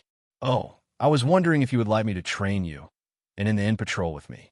I would like that, you know. I blink in confusion. He didn't go under my control. What is this? You know, Shinso, you should be more careful using your quirk. I get that you're on edge because of what I said, but you need to hide the fact that you're using it a lot better. I cock my head to the side, still confused. What do you mean? He just stares at me. I mean, how did you tell I was using my quirk? He O-shapes his mouth, understanding dawning in his eyes. It was obvious. Of course, your eyes lit up in an unnatural way, so I assumed it must be your quirk. But other than that, you became very tense after asking the question, as if you were trying to catch a snake, and you fiddled with your fingers, making those weird patterns, which I don't. No, but I heard that mental quirks that involve you getting in someone's head also let yourself open for someone else to get in your head. That was why you were so nervous and why you fiddled with your fingers. The way you twitch them indicate that you're checking if you still have the control. You still haven't mastered your quirk yet, so you're nervous about that. But I can help you with it if you agree to let me train you. I stand there and feel my jaw drop to the ground. He just figured that out. After observing me say one sentence using my quirk, my respect for him really expanded just now. I really feel small compared to that. But there is still something I have to know. Izuku-kun, how did you stop the brainwashing? Is there some sort of quirk you use for that? He shakes his head. First, don't call me Kun. Just Izuku is fine. And I didn't have to use any quirk for blocking you. I understand your quirk, and if you do, it is still easy to block. You haven't mastered it yet. If you get stronger, though, I might have to use a quirk, nullifying quirk to stop you. But you didn't answer my first question. How did you stop it? If I told you no, you wouldn't learn anything. So I keep my mouth shut. With that, he walks away. You sound just like an old, grumpy teacher. I yell at his back. Idiot, is his short response. I pout. He doesn't even look back, even though I'm positive he knows of the pout.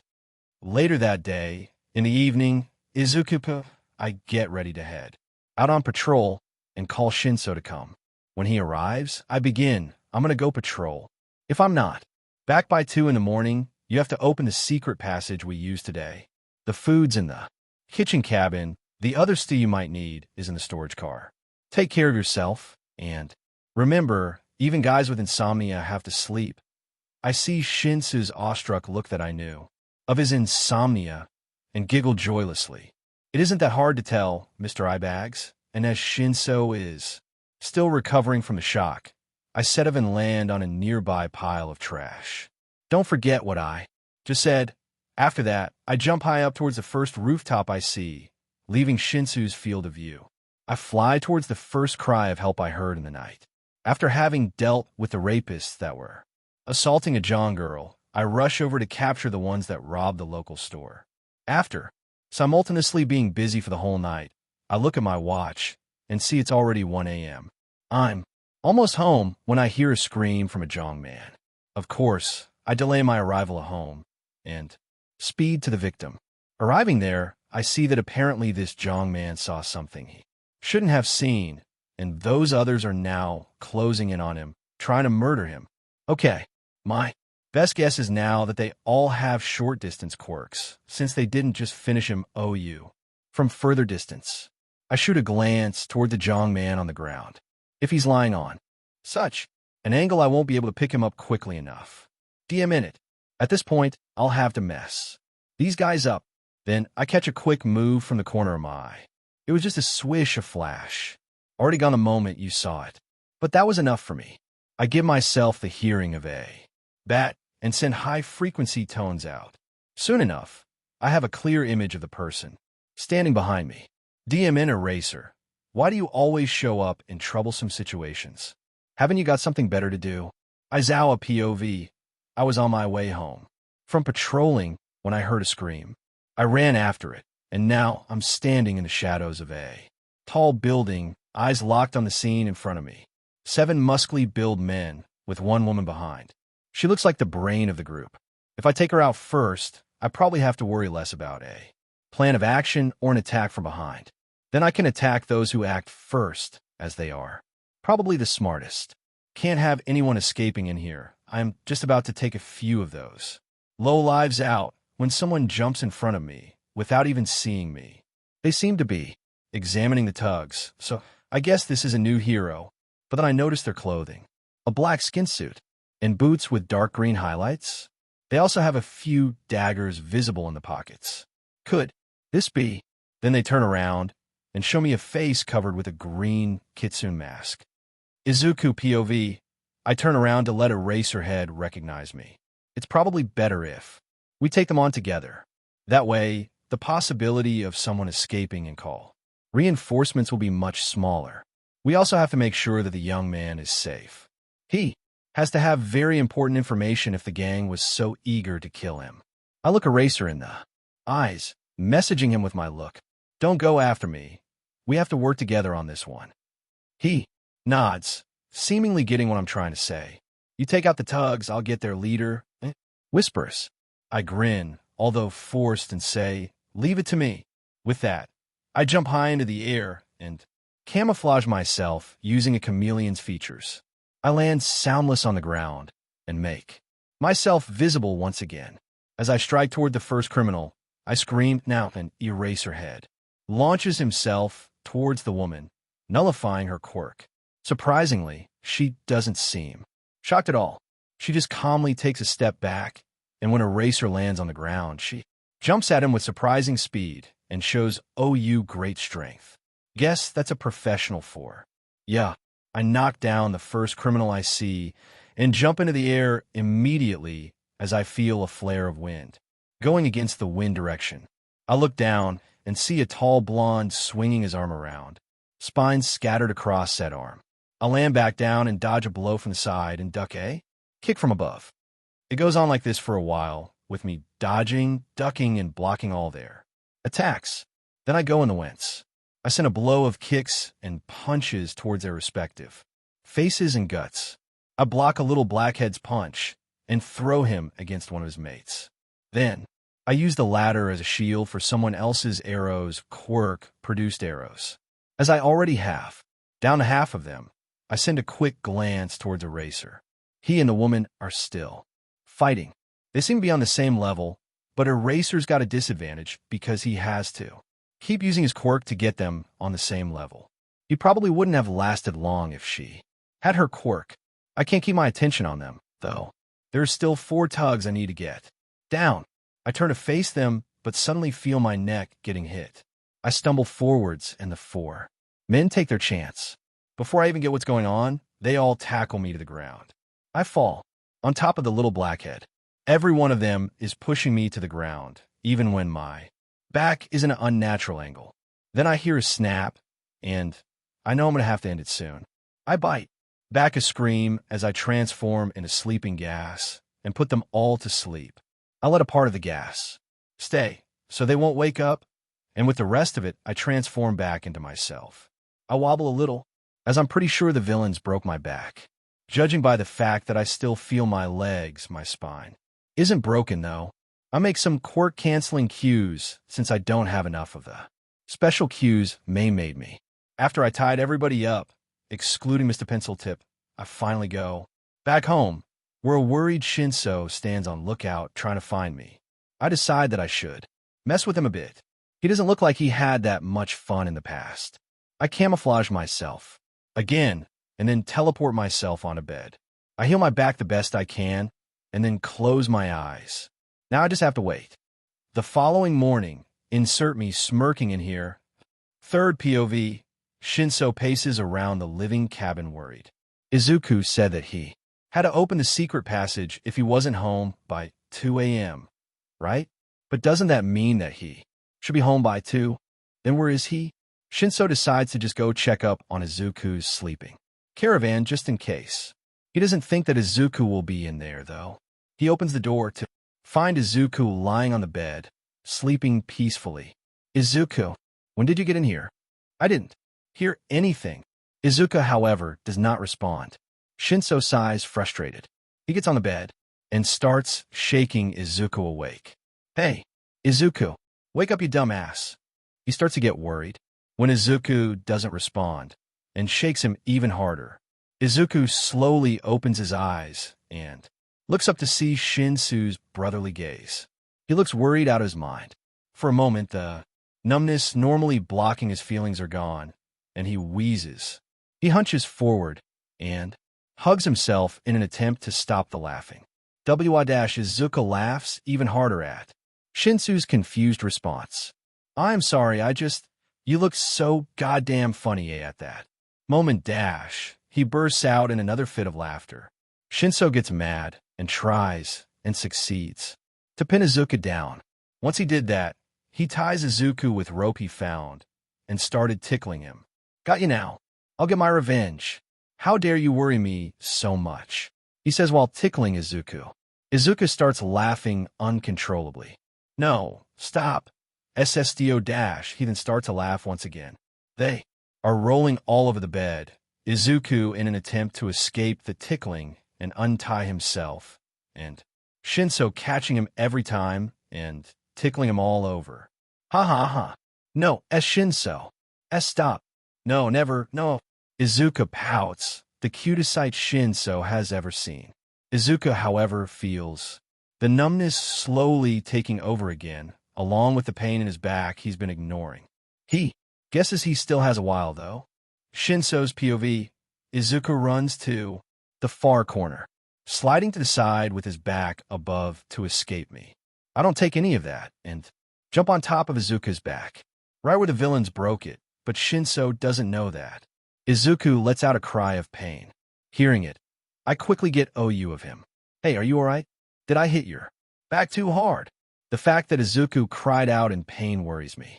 I don't think hitting him would be that painful, which means he got hurt on patrol. No, I'm fine. You don't need to worry about me. Really? Saying this, Izuku flashes me his signature bright smile. I get nearly blinded by the smile. I really do like it when he shows emotions. It's as if he lifted up a wall, showing the pure boy he actually is behind it. I want him as my baby brother. Shaking my head to ban out the thought, I get my head back to the more important matter on hand. I ignore Izuku's protests and lift up his shirt. YC horrifies me. He has cuts and bruises all over his body, both old and new. The most recent ones are from yesterday, I note. What'd he do to get this messed up? Hey, how did you get all these scars? I ask quietly. He just shrugs. Most of the ones you can see are from my vigilante work, and the most recent ones are from an attack last night. I didn't have enough energy to recover myself, so I'm only half healed at the moment. My guess is that it will take about 3 weeks to fully heal on its best. On its best? I ask completely, oblivious to the most of the ones on the beginning of the sentence. Izuku nods. If I were to rest all day long and don't do any stressing things. But I can't, or that too many people are counting on me to save them. I feel myself getting a tad bit frustrated at his behavior. He was injured, for God's sake. You can't save others if you're not safe yourself, Izuku. You should take a few days OU. I can't just take OU, Shinso. People die every day, and I want to be able to help. At least a few of them. Okay. Ugh, fine. But you have to be careful and don't go into fights. Recklessly. Don't put too much pressure on your back, either. And be back before 2 in the morning. You got that. Izuku looks me a little bit scared in the eyes, and I realize I must come. Across is very scary. I chuckle and scratch the back of my neck in a nervous movement. Sorry about that, but you have to stay safe, okay? He wordlessly nods, and I go back to our previous topic. Good, now, let me see that back of yours. After I inspected his back and confirmed that his spine was intact, we talk a little. I noticed that during the conversation, Izuku seems to be more and more blank. Until near the end of our convo, he just looks at me without any emotion. On his face, like a river just flowed by and took away all Izuku's emotions. We talk some more, but Izuku seems to be dozing OU. Suddenly he rests his head onto my shoulder and falls asleep. I smile at his relaxed face and cover the both of us with his blanket. Then I say, "Sweet dreams, little bro," knowing that no one would hear me. Aizawa, POV. I wake up in a dark alleyway and see 8 people tied up lying next to me. It creeped me out for a second, but then I remember what happened. So I'm guessing Green Kitsune knocked everyone, including me, out, and then left? There also isn't a sticky note to describe the situation. I think he wants me to explain. I see some BLD on the ground and walk over to it. It's hard to see, since the BLD is dark, and there's only a little of it. But someone certainly received a deep wound, for the BLD would be much lighter otherwise. I check all of the villains on injuries that could provide such dark BLD, but find nothing. It had to be that DMN vigilante. Then I remember the boy we were protecting and walk over. He is still passed out, but when I sit him up against the wall, a small note falls out of his hands. So he did leave a note after all. Curious about the content of it, I open the note and read, "Hello there, pencil tip. I'm sure you know who I mean. I knocked each one of you out using sleeping gas. I did make sure that you and the young man we both don't know would wake up earlier, though. If everything turned out well, you should be the first one awake at 4 a.m. in the morning. The criminals should wake up at 5, and the random man is awake over about 15 minutes, I think. The reason the criminals wanted to kill him so bad was probably because he has information. Question him about it, is my suggestion. I guess I'll see you tonight. At patrol, pencil tip. Green Kitsune, I groan, and wait for the guy to wake up. After a while, starts opening his eyes. I move and create some distance between us, as some people don't like if others are too close. He startles awake and looks around him frantically. Did he lose something/1? Then the man notices me. He looks at me curious, questioning my outfit with his eyes. I know I probably look like a homeless man in his eyes, and that the jumpsuit I wear as hero costume don't look flashy at all, and I got this reaction quite often. It still pisses me OU. Though, may I ask who you are? Or how I ended up in here? If you know, that is the last part comes out as a soft mumbling, but my trained ears and outstanding good hearing allowed me to still hear it. I'm an underground pro hero, Eraserhead. You were attacked by a group of 8 villains. Do you recall anything that happened last night? I know I sound harsh, but I sound like that to almost anyone. His eyes widen, and he looks at me in horror as he remembers last night's events. He starts shaking and hugs himself quickly before standing up with determination shining in his eyes. He still shakes, but speaks up anyways. I have information about their gang. I think you should take me to the police station for this, but he starts tearing up a little, but he stands strong. Just please hurry up with finding and arresting him. He's got my little girl, and I want her back. Saying those last sentences, his tears make its way down his cheeks. My eyes widen a little, and I nod. Let's go then. Later that day, I walk home after listening to Tsukachi questioning the man. Apparently, a gang named Shai Hasaikai is trying to make permanent quirk-nullifying bullets. So far, he has made temporary ones, but it seems like he was looking for people with quirks he could use in the bullet. The now named man Hoshi, first name Hikari, last name and his wife Misuku Chisaki have a kid, named Eri Hikari. She has been taken away by the Shy Hasaikai's leader when she was 2, and we're guessing it's because of her quirk. They probably will experiment on her, as her quirk is really strong. She made a lizard disappear when she got her quirk, but she can probably do a lot more than that. Hikari stumbled upon his daughter on his way home, and she told him everything we know. But when the Hasaikai came to get her, he protected her, which led to the situation Green Kitsune and I found him in. I clench my fists. It really does infuriate me to know that someone would do that to their child. No child deserves this, right? Well, maybe Yo did deserve it. Father always said that you'd get a surprise if you'd listen, didn't he? You just weren't good enough. But that doesn't matter, since you never were. I shake my head, trying to stop the voice in my head before it gets me to do stupid things. This voice has been with me ever since I was 6, when I stopped loving myself. Only Zashi and Niza know about it, and they help me the best they can. Tsukachi also took a sample of the BLD on the ground to see whose it is. It could be a great help in identifying Green Kitsune. I enter the street where I live, and I get an uncomfortable feeling in my gut. I look around me, but can sense nobody. The feeling won't go away, though. I ignore it and open the door to our house. Zashi is still in his radio station, so I'm alone with my thoughts. I sigh and decide that it's best if I just take a nap. I'll patrol tonight now. I need sleep. I pet the cats, give them some food, and lay down on the couch for a long nap. Third POV. So that's where you live, Aizawa? Shota. I'll make sure. I get my hands on that erasure of yours.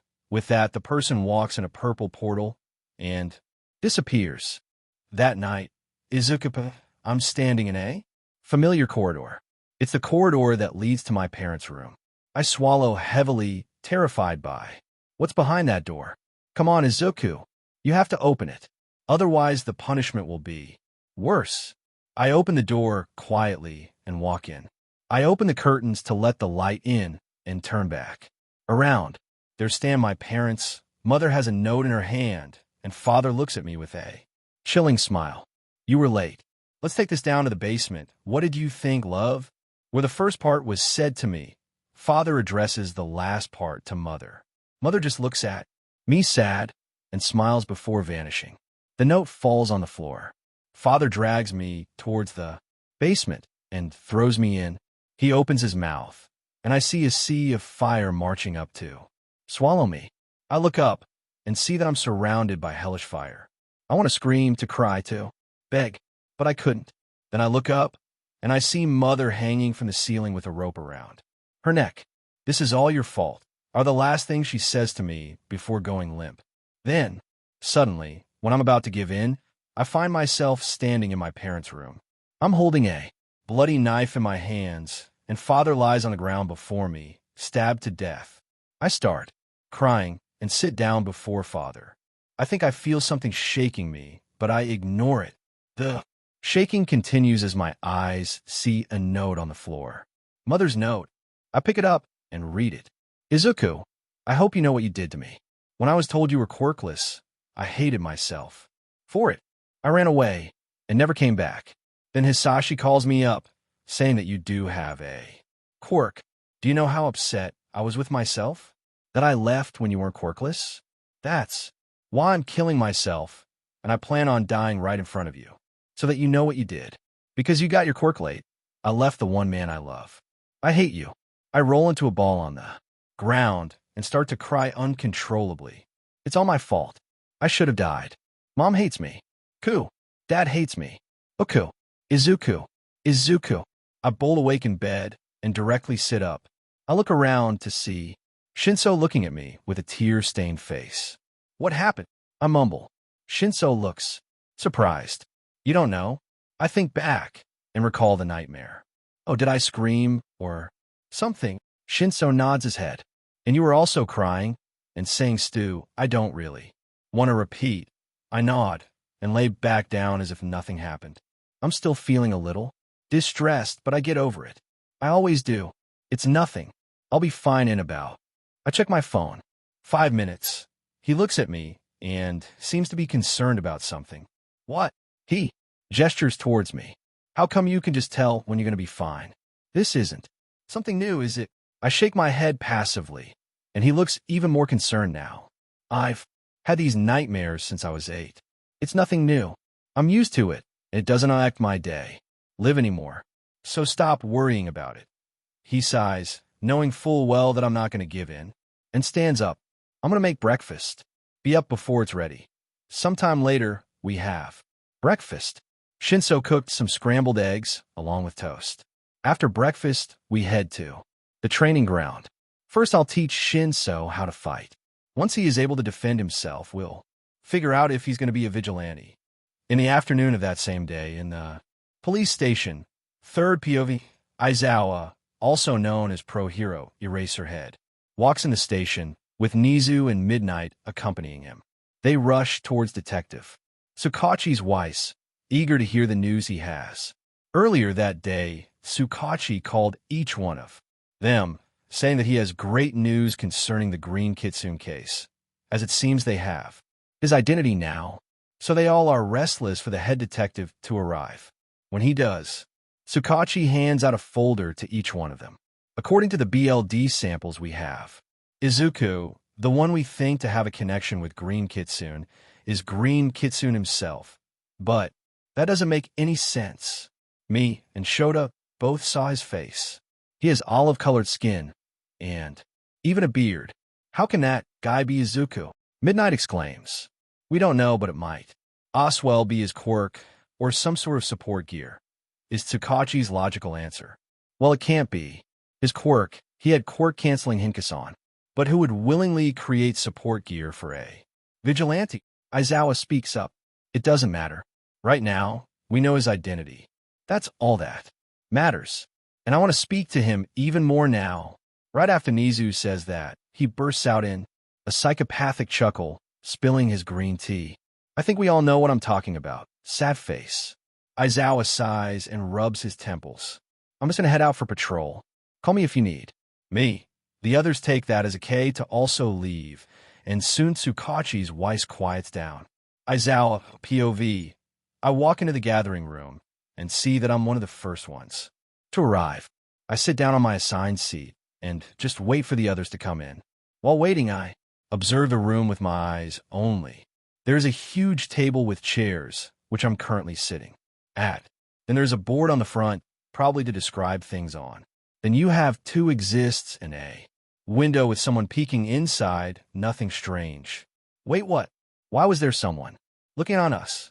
I walk over to the window and see a seemingly scared girl looking up to me through the glass. I walk outside and sit down in front of her. Hey, is there something wrong? Why were you peeking through the window? The girl steps back, and I can see the tears being held back in her eyes. Mom.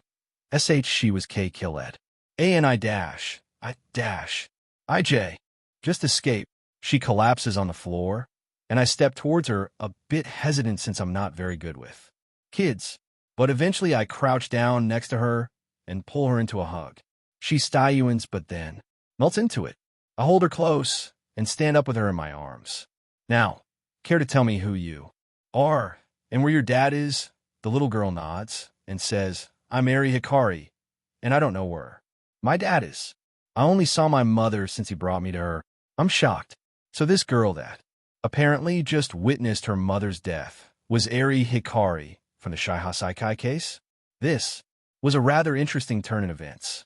I nod to indicate that I was listening to the girl talking. Then I hear the others coming in, so I walk in with Eri still in my arms. I ignore all the questions and head straight for Tsukachi. I rush into Tsukachi's Weiss and see him bowed over some cases, thinking about something. I cough, letting him know that I'm inside. He looks up at me, smiling. Oh, hey there, Aizawa-san. I was just about to go attend to the meeting. Do you need me for something? I gesture at the small girl in my arms and say, this is Eri Hikari from the Shai Hasaikai case. I saw her looking through the window of the gathering space. I think you'll want to look further into it. His head turns to look at the girl in such a rapid speed that I'm almost worried it will fall. Oh, you. He looks at her with big eyes. That's Eri Hikari. How did you find her? What happened? Is she okay? Where is she? Did you see the Hasaikai? Did you dash? I cut him OU, saying that we could talk about this sometime later. Right now, we have to get her safe to her father and go attend the Green Kitsune meeting. We walk down the corridor and into the main Weiss. Sukachi then proceeds to call Sansa to bring Eri home. With that done, we make our way back to the meeting room and go inside. Everyone was already present and were waiting for us to arrive. Some of them, who saw me carrying away a little girl, bombard me with questions about her. I just say that she is Eri Hikari, and then just turn my attention to the meeting. Sukachi stands up and begins the meeting. As you all know, we discovered the identity of the number 1 vigilante Green Kitsune. We already have a lot of information on this person, so the only thing we have to do is create a plan to safely capture him and get him to talk. The files on this boy are already before you, so go take a look at it. If anyone has an idea or plan, be quick to share. We all pick up the files and I scan over it, hoping to find any possible weakness. Quirkless. But I saw him using a quirk when patrolling. How did he hack the system and change the information without anyone noticing? And it says here that his family moved to Tokyo without actually selling their former house. Even when the mother moved first and the father followed quite some years later, why didn't they sell the house? I then move on to the vigilante. Information about him. So he has the reputation to always arrive when someone calls out to him, and nobody has ever seen him in clear daylight, but he is always on the streets till sometime after sunrise. That can only mean that he wait, but didn't it say that Izuku always comes to work on the left side? He lives on the right side, though. I get an idea and are just about to speak up when Kamui Woods raises his hand. Yes, Sukachi says, and Kamui speaks up. I notice that the vigilante always comes to work from the opposite side of where he lives, so my best bet is that he goes to work directly after patrolling. If we catch him OU guard near sunrise, he'll have a problem involving time. I suggest that we position most of the undergrounds in the middle of the route between his patrol area and his work.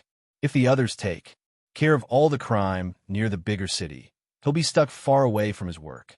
If the undergrounds can catch him, we can jump in and take custody OUM. I mentally sigh. How could he overlook such an important detail? I stand up and say in a bored tone of voice, if we do that, we'll have to leave almost 2/5 of the city to one boy alone. It is impossible for one mere human to protect so much people. You'll put the lives of innocent citizens in danger. He looks at me, and his face is a tad bit annoyed. Yeah, there can't be that much criminals, right? And besides, it's for the greater good. And inside, I'm disgusted by his mindset, but I don't show it. I just fire back with a simple, don't come to me when you notice the amount of injured people. Then he looks unfazed, but then some of the other underground heroes speak up as well. I agree with Eraserhead. There are much more incidents at night, and the small tugs also need to be taken care OU. Yeah, it's impossible to protect everyone when you're on your own. Sukachi also agrees, and we settle for a much more decent plan. Izuku POV, I'm getting ready to leave for patrol when I hear some noise outside. I get a bit suspicious as I know that Hitoshi is already asleep, and I know for sure he doesn't sleepwalk. So I take extra precautions and get outside using a teleportation and invisibility quirk. What I see is a whole bunch of underground heroes hiding near my home. I quickly get out of sight when one of them turns around and faces me. I'm guessing his quirk allows him to know where I am. I jump on a nearby rooftop and go away. I make my way towards my resting spot, hearing the heroes behind me shout instructions to others. So they have a plan to capture me, isn't it? In that case, I think that it's safe to assume they know my identity. I hear a yell of help and rush towards it. I unarm the lowlife quickly and help the young man up. I instruct him to call the police and then disappear in the shadows. I have to be quick with all my fights, otherwise I'm going to get caught. When it almost strikes dawn, I round a corner to bump into a less-known hero. I quickly get up and am already in the air, jumping away from him when he grabs my leg. He reaches out for my forehead, and I JRK my upper body back to avoid his hand. He groans, but just tries again while calling out for others as backup. Another hero I don't recognize jumps at me from above. I avoid his kunai, but doing so miss the hand reaching for me once again. The hero touches my forehead, and I feel my body going limp in his arms. What will happen with Shinso is my last thought before spacing out. 3 hours later, I wake up in an interrogation room. My hands are cued onto the table, and the room is filled with policemen and heroes. My mask is OU, but I can still feel my earpiece. I guess they didn't find it just yet. Then someone walks in. It's Tsukachi, that goddamn human lie detector. He sits down in front of me and puts his hands together. Well, I'm guessing you already know why you're here, isn't it, Green Kitsune? Or should I say Izuku Midoriya? I can't help it. Hearing that last name makes my BLD boil. Don't call me a freaking Midoriya, I hiss. I can sense his surprise at my response, but I'm already back to my numb state. I just stare blankly at him. He sighs and begins to interrogate me. In the end, all Tsukachi has gotten from me is a confirmation of my name, my kill count, which is 0, and my whereabouts in the years that weren't registered. It isn't much, but he didn't get any more out of me. So, in the end, he just lets me go. When he is about to go, he says one last thing. You're going to get a permanent quirk-disabling cue, and you're going to go into the system. You better behave, got that? I simply nod, and he goes. I stare at the wall for some time before someone comes to lead me to my new parents. Apparently, they already decided on that matter. The couple is made of a young woman with blue eyes and black-blue hair, and a man only a little older with spiky blonde hair and crimson eyes. He reminds me of someone, not that I care.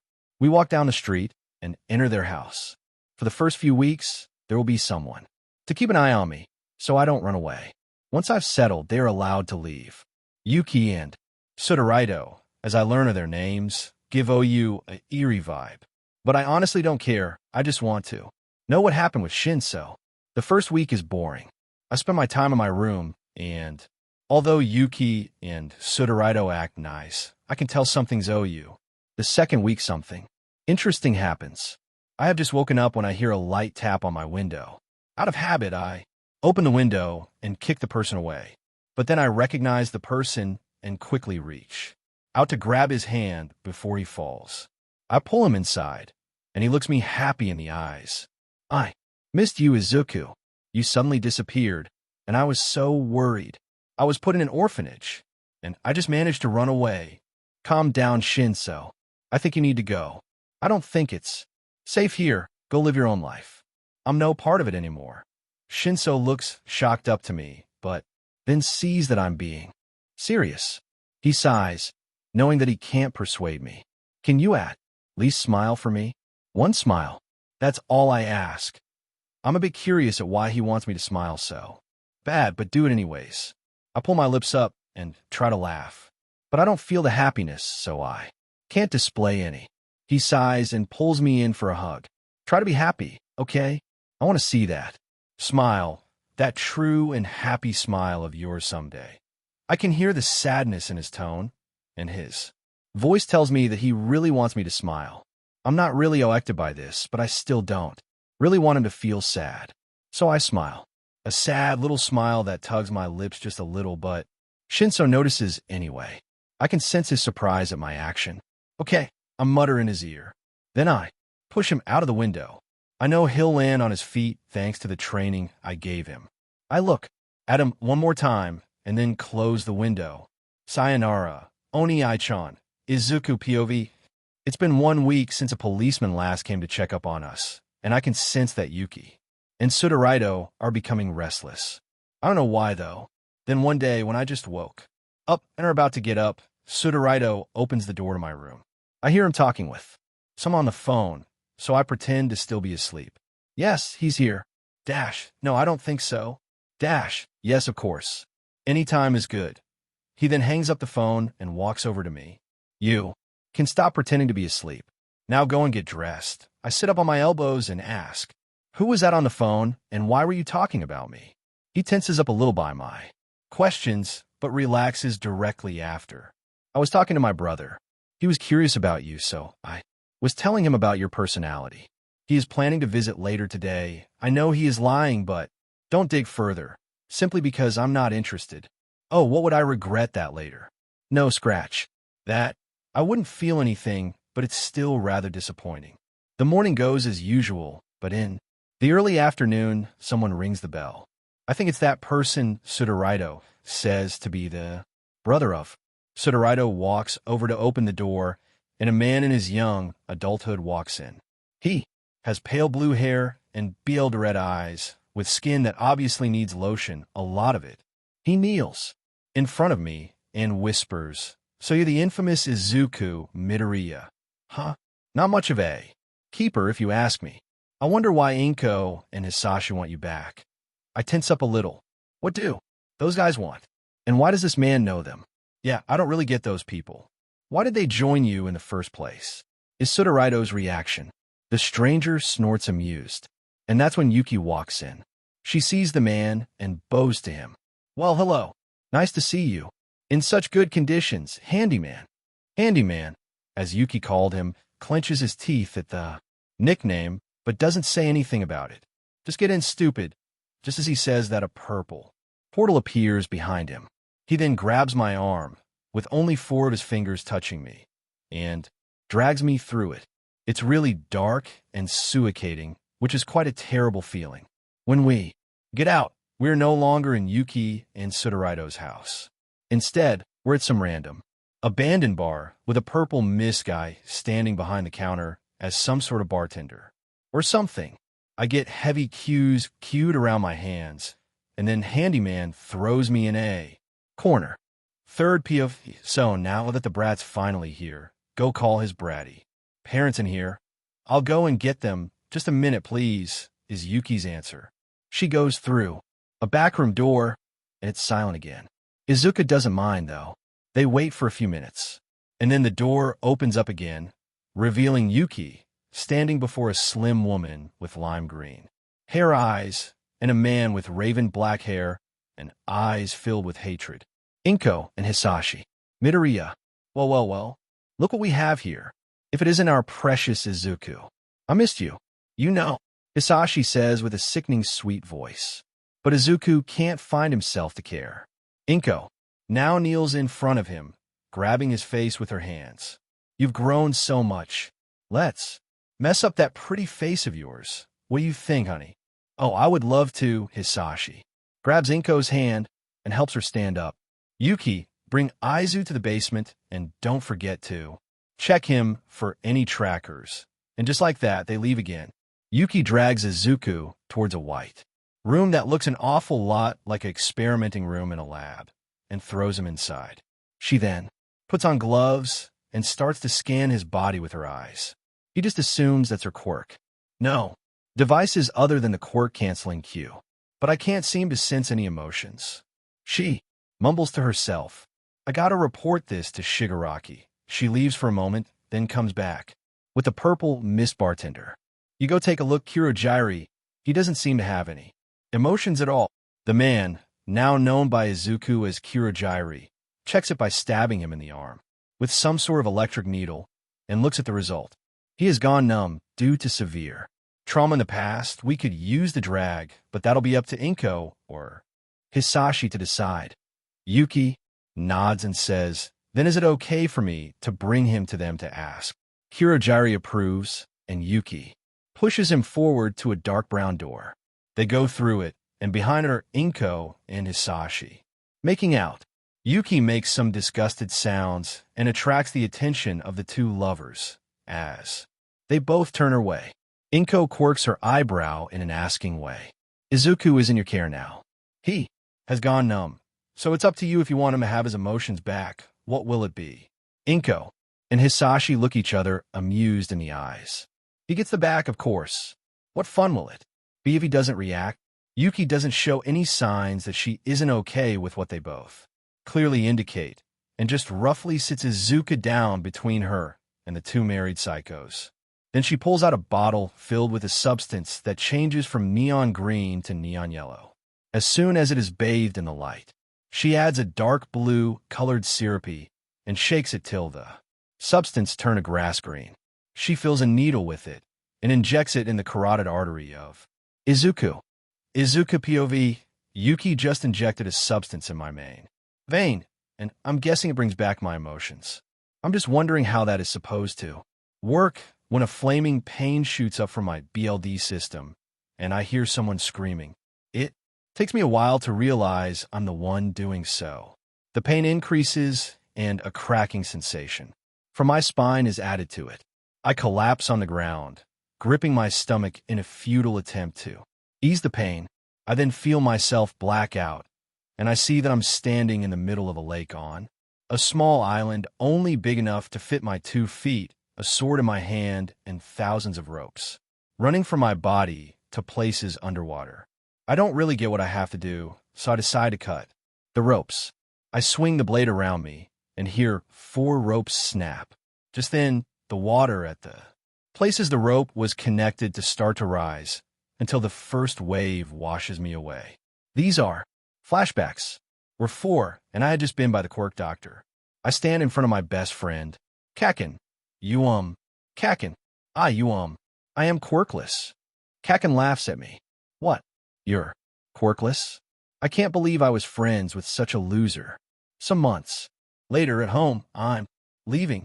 I can't help but hate the fact that I've brought a quirkless mistake to the world. And with that, Mom is gone. Izuku is now 5. TCH. You don't deserve anything. Useless, ugly, and stupid. Mistake. Go to your room. You don't have any rights to eat. After saying that, Dad throws a set of knives towards my head. In school, Izuku is age 7. Ha, look. It's the quirkless loser. I bet he has a perfect home life. What a brat. Have you heard? They say he always gets perfect grades on tests. I bet he's just cheating. What a loser. He's totally useless. What a Deku. Yeah, that was a perfect nickname Katsuki gave him. He's always hiding his face. I bet he looks despicable. I ignore the flashbacks I get when cutting the ropes and continue with it. When I'm finally done, a huge wall of water appears before me. I'll just cut this as well. I cut, open the water wall, and it falls down on me. I'm flooded with emotions such as pain, sadness, anger, loneliness, anxiety. I roll to a ball with my hands covering my head as it feels like it's gonna burst. This continues for a long time, and I scream in agony every time the pain becomes unbearable. When it's finally done, I get up, expecting nothing more to come. However, now the happier emotions come, but they aren't like the earlier ones at all. This feels like a shot straight through the heart by a serrated arrow that rips my chest apart. But it's over quickly, so I'm grateful for that. I look around at the place I'm at now. It is a peeling forest with sunlight all over the place.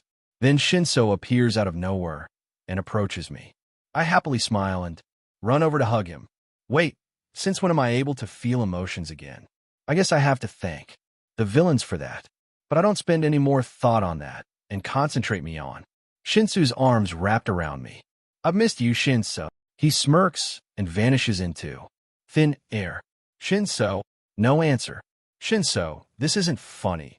How are you even able to pull such a thing? Oh, you. Still no answer. Then I notice a piece of paper lying on the ground.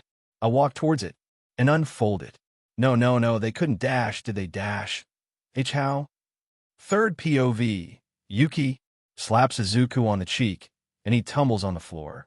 Izuku grumbles and slowly opens his eyes as he starts coming out of the daze created by the drag. Izuku gasps once he is fully awake, as he recognizes the 2 people before him, and now possesses the required emotions for a reaction. He stumbles backwards, away from his birth givers, trembling with a deep-rooted fear. But he takes a deep breath in and out and calms down his nerves. What do you want? Inko is slightly taken aback by the cold tone of voice he used. Hey, that's not how you talk to your subordinates. Apologize now.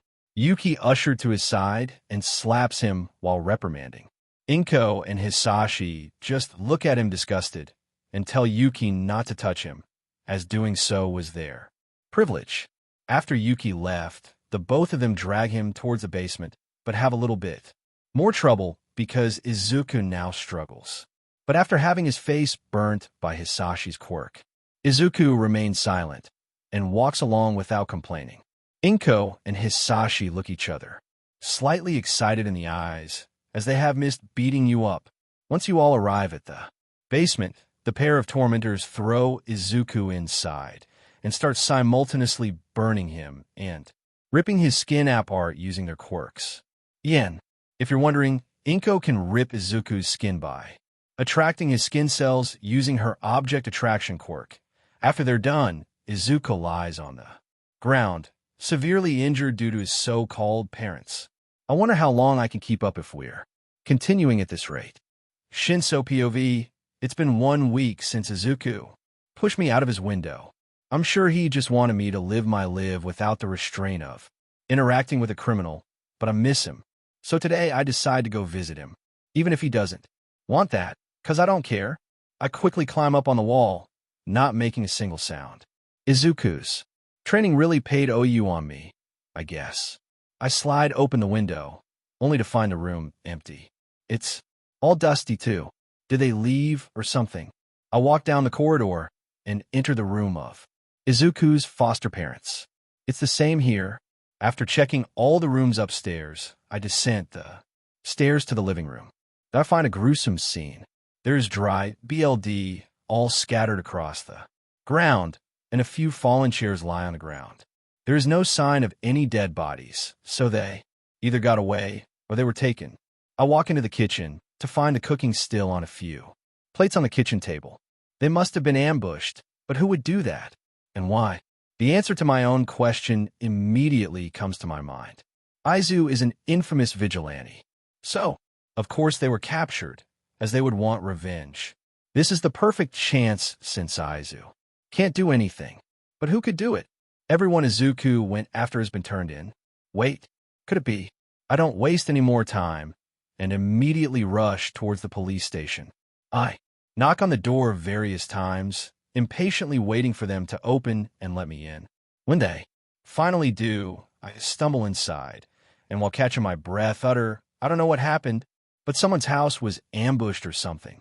Their BLD is still on the living room floor, but their bodies are gone. Could you please hurry up and follow me? That was my friend's house. When they heard this, the policeman immediately went to pick up their still. I purposely didn't say which house it was, as they would become suspicious and maybe wait longer than needed before coming after me. We run through the streets and arrive at Izuku's house, as some people don't know whose house. The main part of them rushes inside. A select few, however, become suspicious of me and stop to interrogate me, one of which is Tsukachi, and that is a bit bothersome. Just then, he begins with the questions, as he is the man best suited for it. Hey, what's your name? I'm Mitoshi Shinso. Nice to meet you, I guess. Yeah, nice to meet you too. I've got a few questions for you, do you mind? No, not at all. I figured you want to know some things, so I don't mind. What do you want to? No. Well, first of all, do you know whose house this is? And do you know who exactly lives here? Of course I do. My best friend lives here. Izuku. I can feel his surprise at me answer. Guess he didn't expect such a straightforward conversation. Huh? Yes, but do you know that he is the Green Kitsune, #1 vigilante? At first I didn't, but when he told me, I didn't really think of it as something bad. I see that the detective wants to interrupt me, so I quickly continue. I really gotta avoid him misunderstanding things. You see, he saved me from an abusive household and helped me with my bullies. He also told me that he never really injures the ones he captures, and that he only goes after the bad ones. At first I didn't fully believe him, but then he started training me for self-defense, and when I was good enough, he sometimes took me with him during patrol. He is also very kind, but has trouble trusting people due to past trauma. He really isn't half bad. The world has just been incredibly unfair to him. I looked Tsukachi pleading in the eyes. Please understand that. Sakachi just looks at me and sighs. Very well. I'm gonna need your information, but let's first go investigate what happened. He smiles, saying the last sentence. We both walk into the house, and I wonder about what happened in here.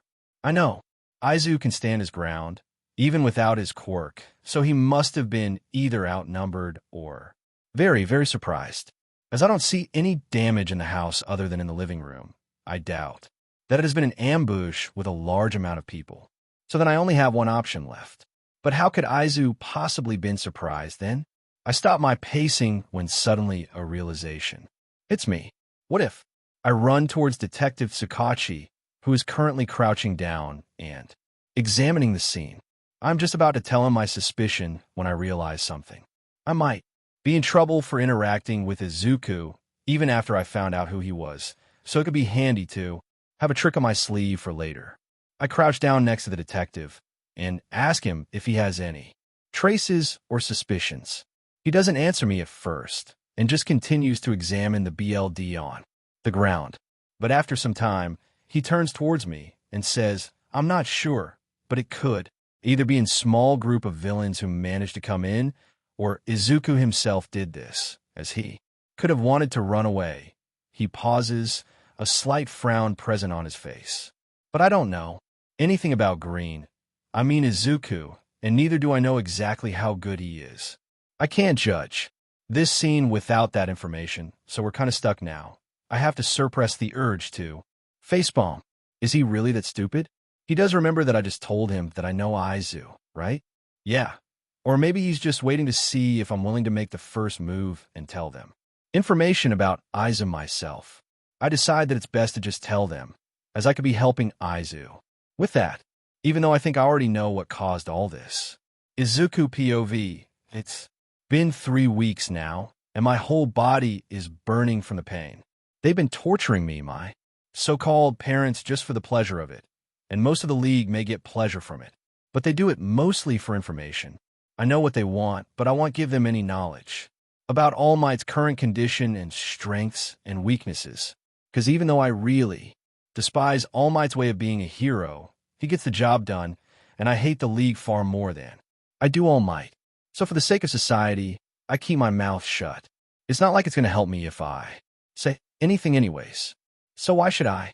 I turn around in my dark room so that my hands are facing the wall. I've been using my hard metal locks to reform a piece of sticking out stone. I plan on breaking it from the wall as soon as I'm done so that I can escape easier. I've also been keeping a keen eye on my watchovers, examining who is the easiest to take down. After a week, I settled on Magna, who is on watch from midnight to the early morning. I've already made a plan, and the only thing to do is wait for a chance. Since my plan will only work as most of the league is somewhere else, I have to wait for an opportunity, and my stone is still far from ready. I can be patient, though. It also helps that the stone is scraping away at my locks as well. That way I may be able to use my hands freely by the time everything is ready. I'm still getting used to my emotions as well. It can get weird when I sometimes forget that I can actually feel normal pain and act like I normally would, not caring if I bump my shoulder against a rough wall and then screeching in pain. It's a bit awkward, but I already have most of my emotions back, and more are still coming. It's the only good thing that came from the situation. 5 weeks later, Shinsopi, the police have been looking for the hideout of the LOV for 4 weeks.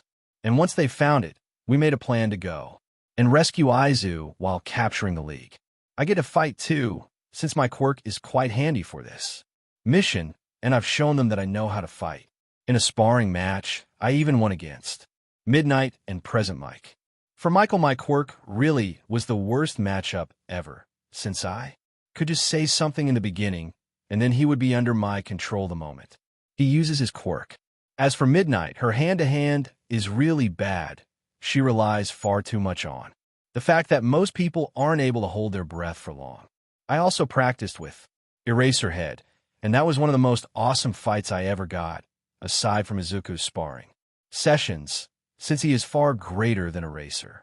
Me and Eraser were perfectly even matched. We have the exact same level of body control and hand-to-hand combat skills. The match continued for a good 30 minutes until we decided that it was best to just stop it here. Otherwise, we may have continued until evening came. And back to the topic.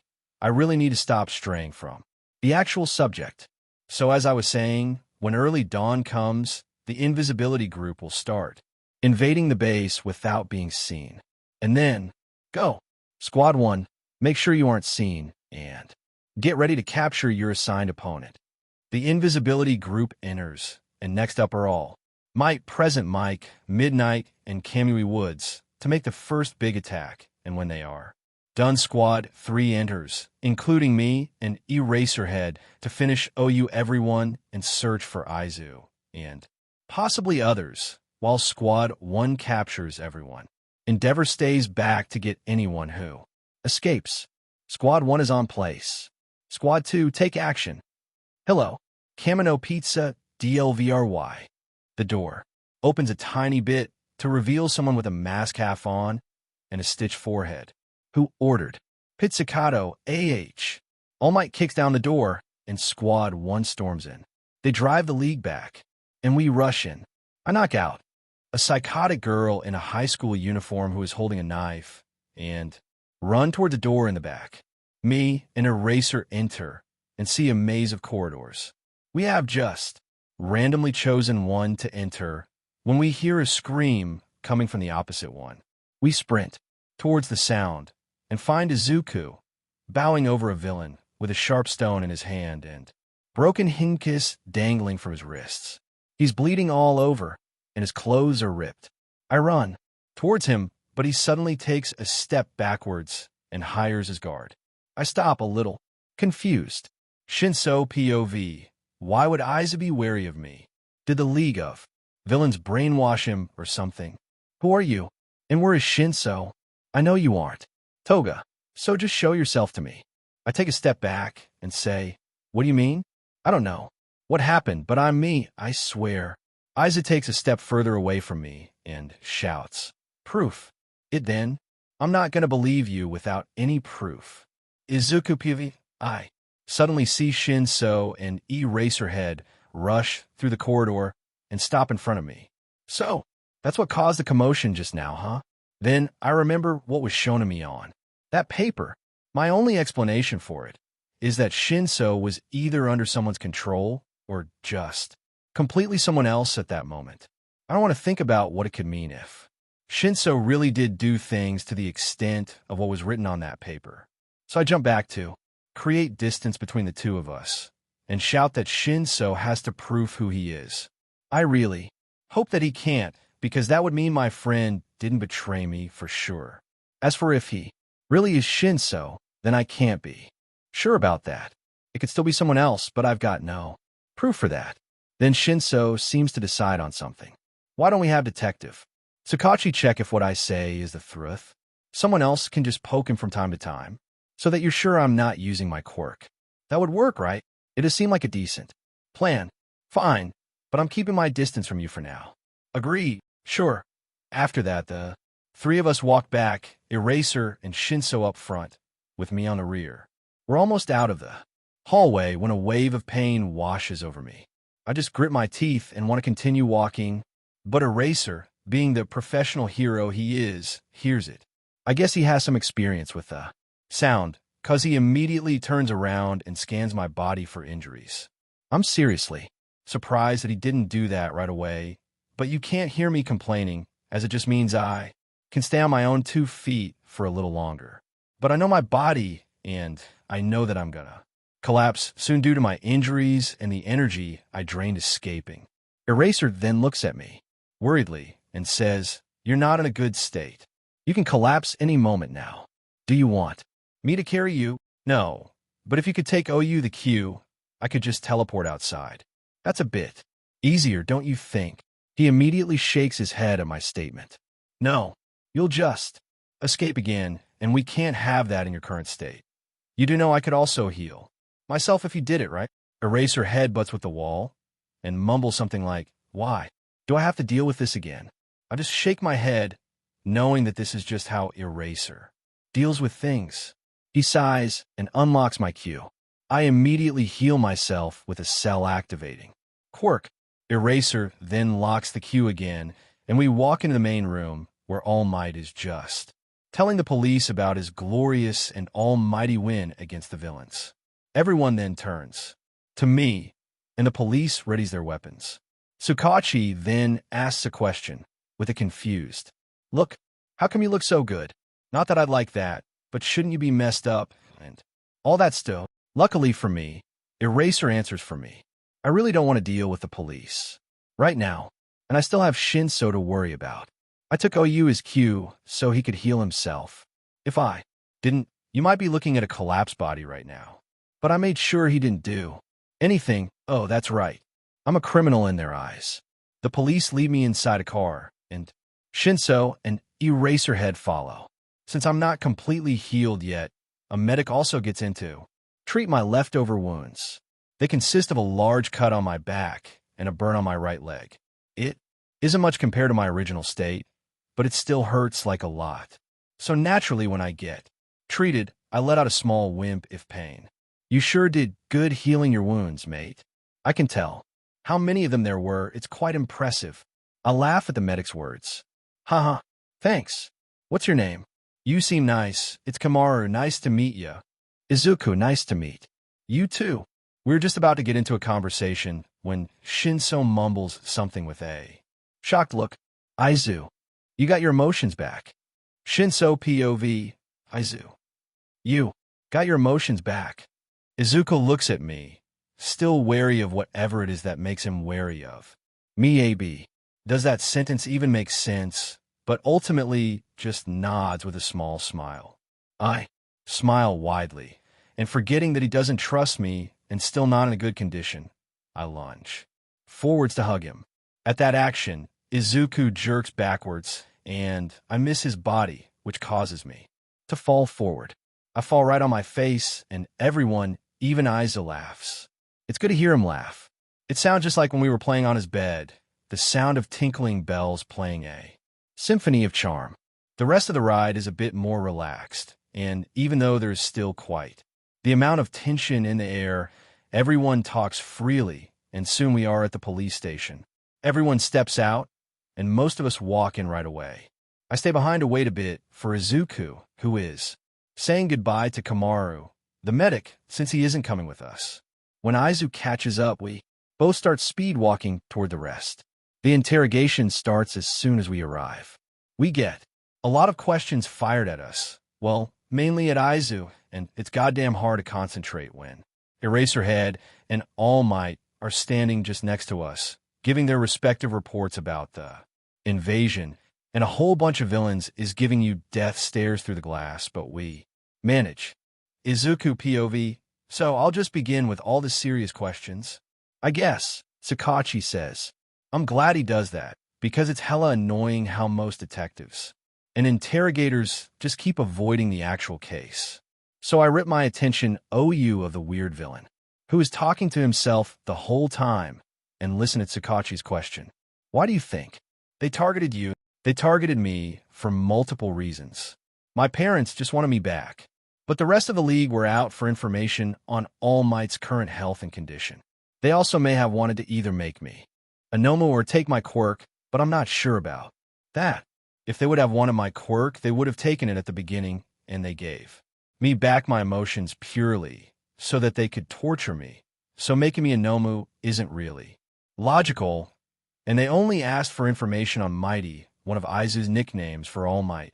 So they don't actually have anything to do with me other than Inko and Hisashi. But how did they figure out that I have such information? Shinso puts a hand on my shoulder, and I stop talking to immediately pull my shoulder away. I guess the torture put a bit of strain on my mental health. I hope I don't have PTSD or something. Shinso probably noticed my response to physical contact and pulls away his arm. You were muttering again. Yeah, I noticed.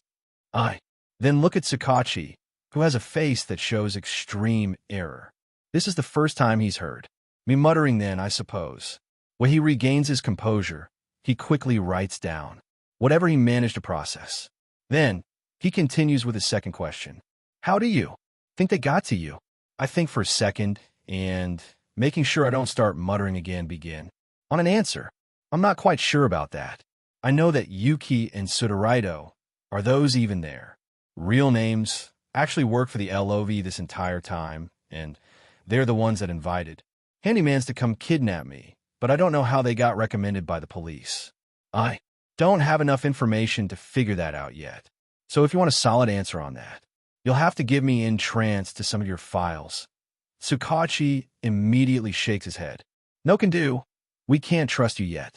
Who says that you won't touch files you're not supposed to? Look into. I raise my eyebrow. Does he seriously think I can't look into those files on my own? How the heck does he think I survived so long as a vigilante? That dumbass. You know, I could get past all your firewalls in a minute. Really, I'm only owing help because I escaped because of you, and I know that you wouldn't solve it on your own. Be happy you get this chance. Tsukachi looks at me with unbelieving eyes. Do you really think you can get past our firewalls? He makes a motion towards one of the computers. Why don't you try? Of course. He doesn't know, but I already broke through so many times. I'm pretty sure that once I get through the code, they always change once in a week. I can solve the rest with my eyes shut. Tight. I walk towards the computer and press in the usual code for all the computers. Once I get through the first firewall, I quickly disable all the rest up until I get to the last one. This one is a bit more tricky since they change it each week, but I also figure this one out fairly quickly. Once the computer is fully unlocked, I turn back towards Tsukachi, who is staring at the screen of the computer. I think Shinso laughs while poking Tsukachi's shoulder. This is the second time you've broken him today. I don't think he is ready for more of this. You should just answer the questions and do nothing else. I look at Tsukachi and giggle when seeing his dumbfound face. We stay at the police station all day. Shinso goes home once the detective is done with his questions, but Tsukachi still isn't done with me. So now that Shinso is gone, we can get to the real deal. We have a few questions concerning the whole Green Kitsune case. I'll get right into it, I guess. Tsukachi pauses and looks me dead in the eyes. So we already had a good guess, but why did you become a vigilante? Izuku POV. So why did you become a vigilante? I internally grin. Of course they were going to start with that. The last time, I didn't give them a single piece of unknown information. I chuckle thinking about that. But since they did save me, I guess I'll tell them something useful. Well, most people do it because of something that happened in their past. I guess you could say that for me, too. What is it that happened, then? Be more clear when you speak. I raise my eyebrow at him. I can also just not tell you, you know. Tsukachi sighs and signals for me to continue. Go ahead. Well, I was said to be quirkless since I got my quirk only on my 6th birthday. Inko left on my 4th, since that's when I was diagnosed quirkless. That's also when the abuse started. It was my father abusing me, and he also used his quirk a lot when doing so. When telling Tsukachi about the abuse, I unconsciously clench my fist to stop the shaking of my arms. The detective does notice this and tells me to take a break and calm down. Then I continue my story. When I was 8, I was kicked out of the house, and I moved to Dagoba Beach, and I never left. The first year, I concentrated on settling my new life, and once that was done, I took some lessons in martial arts and got my gear ready for vigilante work. So I first started to do vigilante work when I was 9, and I think you know the story from there as well. Tsukachi writes the last bits down and continues to interrogate me through the rest of the night. There are the usual questions about my skills, experience, knowledge, certain people I know, and my acquaintances, from which I didn't tell him the latter. I ain't no snitch. Then there are a few more specific questions such as how many people have I stalked, or did I ever deceive the police? But he also asked me some very strange questions like, what's your favorite ice cream flavor, and what kind of clothes do you like to wear, or do you have a crush? When I asked him why he was asking such questions, his answer was, your fans want to know, so I guess I have fans.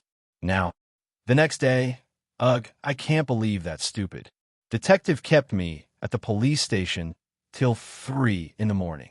I barely had any sleep. Not that I'm not used to that, but still. Then I sit up in bed and throw the blankets OU of me. By the way, I got a temporary apartment located near the police station, since I obviously can't go back to Yuki and Sudorito. They still have to find me a guardian. Once I'm all washed up and ready, I go outside and start walking towards the beach, as I still have about 3 hours left until it's time for Shinsu's interrogation. I don't really know how to feel about that situation. I don't want to believe that Shinso would betray me, and I really trust him. But on the other hand, how can I be so sure that he's who he says he is? I look at my watch and notice it's already been 2 hours. SHD, I have to get to the police station really fast.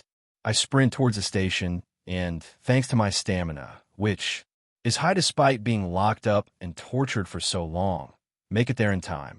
I walk inside and one of the police officers leads me toward the interrogation room, smaller than the one I was interrogated in, probably because this is a personal favor from Tsukauchi and not an actual case. Shinso is already there, and I see Tsukauchi just coming from the other side of the corridor as well. We both enter, and Shinso turns his head to look at us with a smirk. Oh, would you look at that? The other two finally decided to show up. We aren't late. Shinso, he grins, and points at the clock hanging on the wall. What did you say? I look at it and groan. 1 minute over time. Seriously. Oh, shut it, I whine. He just laughs and motions for us to sit down. So how are we going to do this? That's when Tsukauchi speaks up. Since this is something between you two, I suggest that Izuku asks you the questions and you answer them. Meanwhile, I'll act as a translator of some sort and say for the both of you if anyone is lying. I'll mention it when someone lies, otherwise I'll just stay silent. Do you agree? We both nod our heads, and thus I begin with asking, is it true that you have been telling the LOV about my plans and patrolling schedules? Shinso looks at me confused and answers no. Tsukauchi says nothing, and so I continue. Do you remember anything indicating that you were kidnapped or controlled? Another no. Do you have any missing holes in your memory? Like as if some days suddenly passed without you noticing anything. This time, Shinso thinks for a while, and then slowly starts formulating an answer. I can't really tell. Like if I have something's missing in my memory, I wouldn't know that, right? But I do remember that there were a few times that I fell asleep for a very long time and woke up about half a day later. But I always assumed that it had something to do with my insomnia and messed up sleeping schedule. We go over this possibility for a while when Tsukauchi asks, Izuku, seeing as your quirk makes you capable of having any quirk you know of, can't you just use a mind-reading quirk to find out? I shake my head. That's not how my quirk works, you know. The quirk I want has to be suitable for me to even try using it. And if not, I would just end up with all the drawbacks of said quirk. I already found out that I'm not particularly suitable for mind-reading and lie-detecting quirks, which is why I asked for your help in the first place. Tsukauchi nods when Shinso asks me a question. But then how do you know which quirks you're suitable for? I look at him with a look that screams, hell, that's how. By trying out all the quirks I knew as soon as I found out this condition. I chuckle. Believe me, some of those drawbacks are so weird. I once had to walk around town with pink teeth and nails after trying some sort of bubblegum pop quirk. We laugh for a little while and then get back to business. Tsukauchi tells us he knows someone that has a quirk called memory casting, which allows the user to project the memories of one person. He calls her and says that she'll be here in half an hour. In the meantime, me and Shinso go outside to spar a little. I wonder if he's improved since last time. Izuku POV. We walk towards an unused field and both stretch a bit. I'm very curious to see if Shinso has had any improvements or not. After all, the last time we sparred was quite some time ago. When we both are done stretching, we get into position. Ready? Let's begin. Just as I say this, Shinso dashes forwards and tries to uppercut me. I jump a little backwards to avoid getting hit and then go for a counterattack. Since we agreed not to use our quirks, I simply let myself fall onto the ground, then pushing myself upwards using my arms and with my legs stretched outwards. Most people don't expect such a move, which makes it almost always a direct win for me. But of course Shinso has already seen this technique, making it some less effective. That doesn't take away any of my strength and control though. So when Shinso steps backwards, I just place my hands a little more behind me, changing the range of my legs. Thus I still get him a little.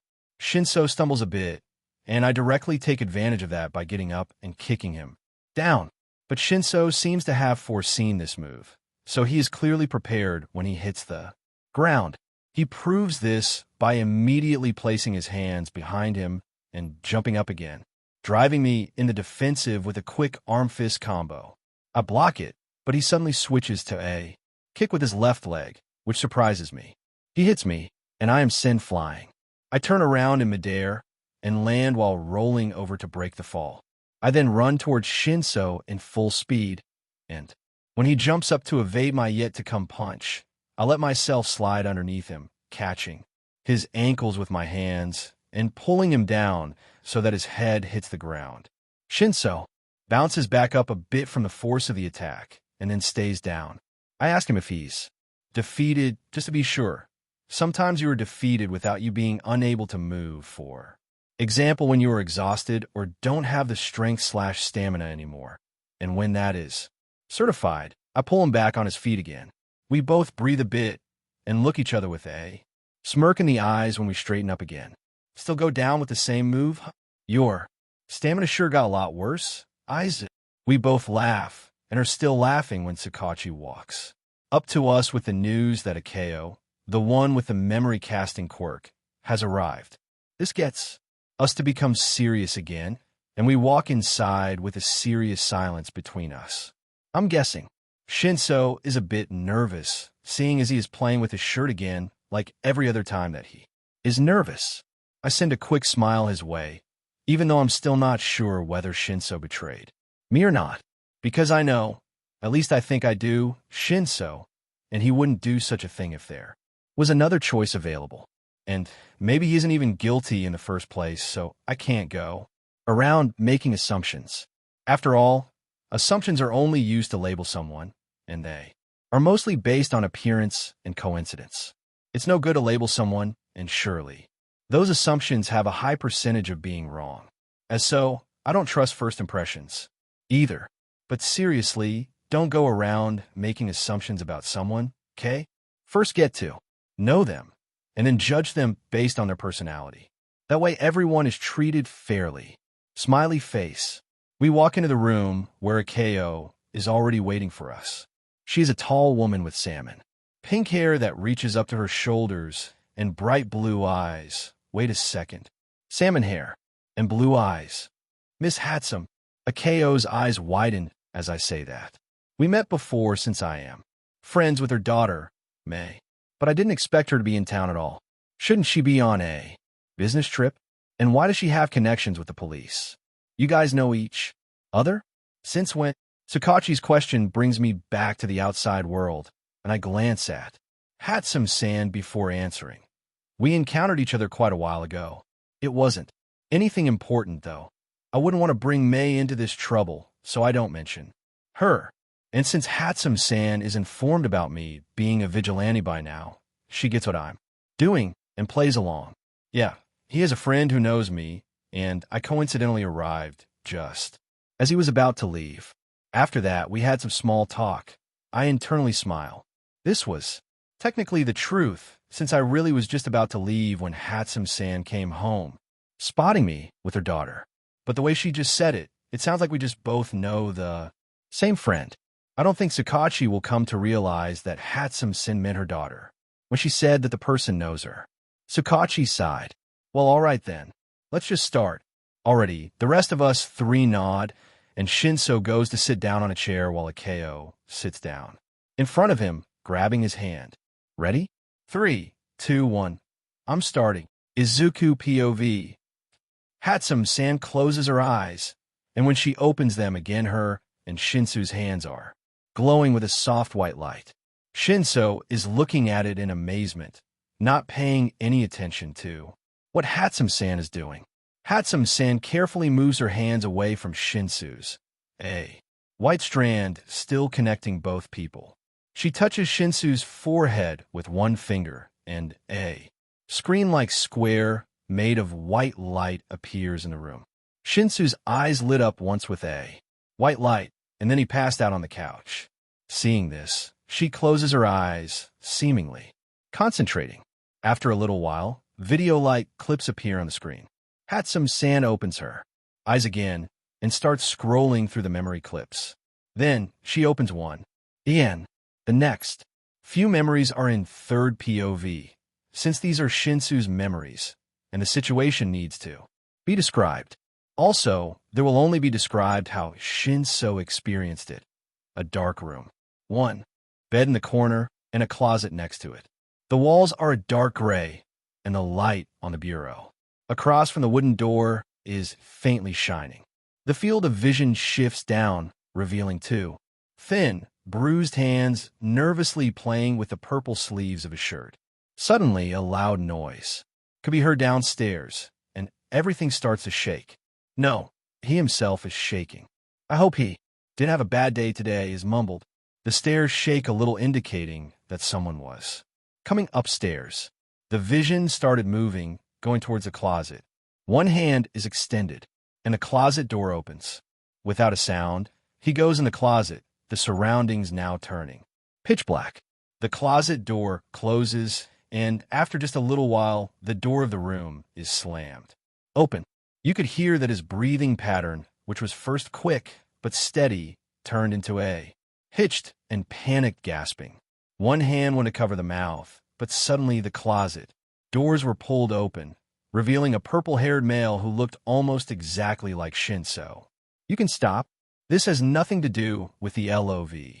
Hatsum-san stops the memory and looks at me with questioning eyes. I notice from the corners of my eyes that the detective is also staring at me, so I hastily continue. That's Shinsu's father. This clip was from before he even met me. This can't possibly be it. Both Tsukachi and Hatsum-san nod, after which Hatsumi-san gives me a question. The memories of a person are stored chronologically, so could you please tell me when you first met him? I think back. I think it was in March last year. I don't remember that clearly, though. She nods. That's good enough. At least I'm certain of. What part to skip now?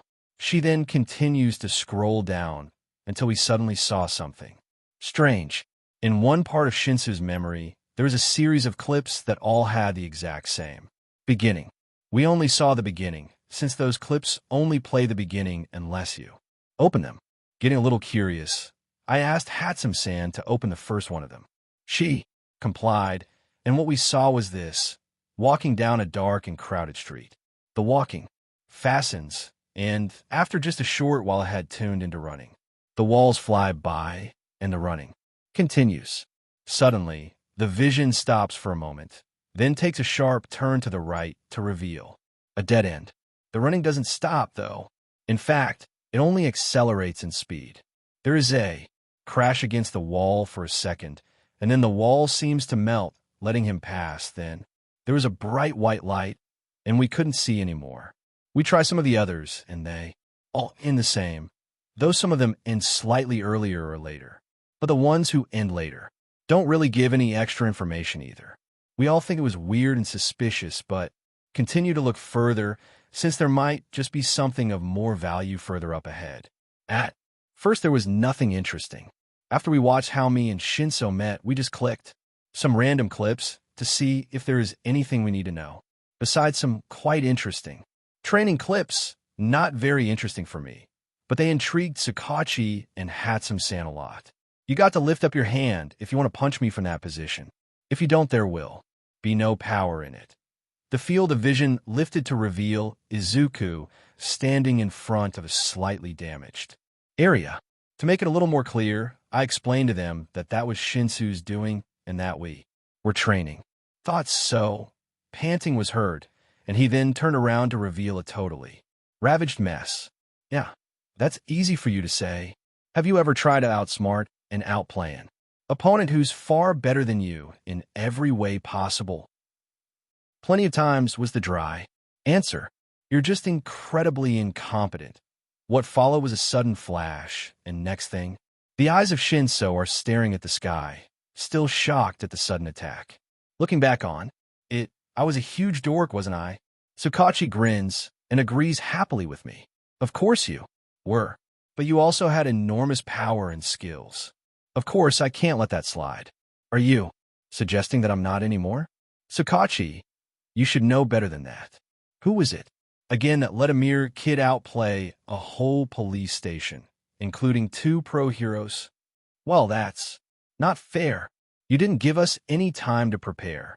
Why would you need to prepare if you're with so much again? Suddenly, Eraserhead storms in, his quirk activated with his scarf. Yeah, I've just resorted to calling it a scarf, floating around. Emergency. Villains who are most likely from the LOV infiltrated this place. Upon hearing this, Hatsum-san hurriedly removes the connection between her and Shinso, since it's better not to have an unconscious person among them. When Shinso wakes up, everyone quickly goes to stand in a protective circle around Hatsumi-san, the only one there with no fighting experience. We're just finished doing this when a group of villains enter. They take stance in front of us, and we ready ourselves too. On the left, there is one guy with gun-like fingertips, whose quirk has most likely to do with shooting bullets, a black-haired woman armored with ninja shuriken. They look like 4-pointed, flat stars of metal, and are used to throw, and the lower body of a snake, and a tall man with hair, just as black and red. Eyes whose quirk isn't recognizable at the left. I give myself the quirk to see the information of others, and find out that his quirk is to paralyze anyone who looks into his eyes, given that he wants them to be paralyzed. In the middle is one big guy who can poison things. And on the right are twins who have the same quirk, animal forming, which is basically a cheap ripoff of my quirk. They can transform into any creature they know, and a thin man with white/bluish hair, who could transform into water. I tell this information to the other 3, telling them my strategy. 2. The next part won't be a specific someone's POV. It's just generally what happens. There will be parts included where they think/speak, and I'll try to make as clear as possible who is thinking. But feel free to comment on the sentences if you're not sure. I'll explain it for you.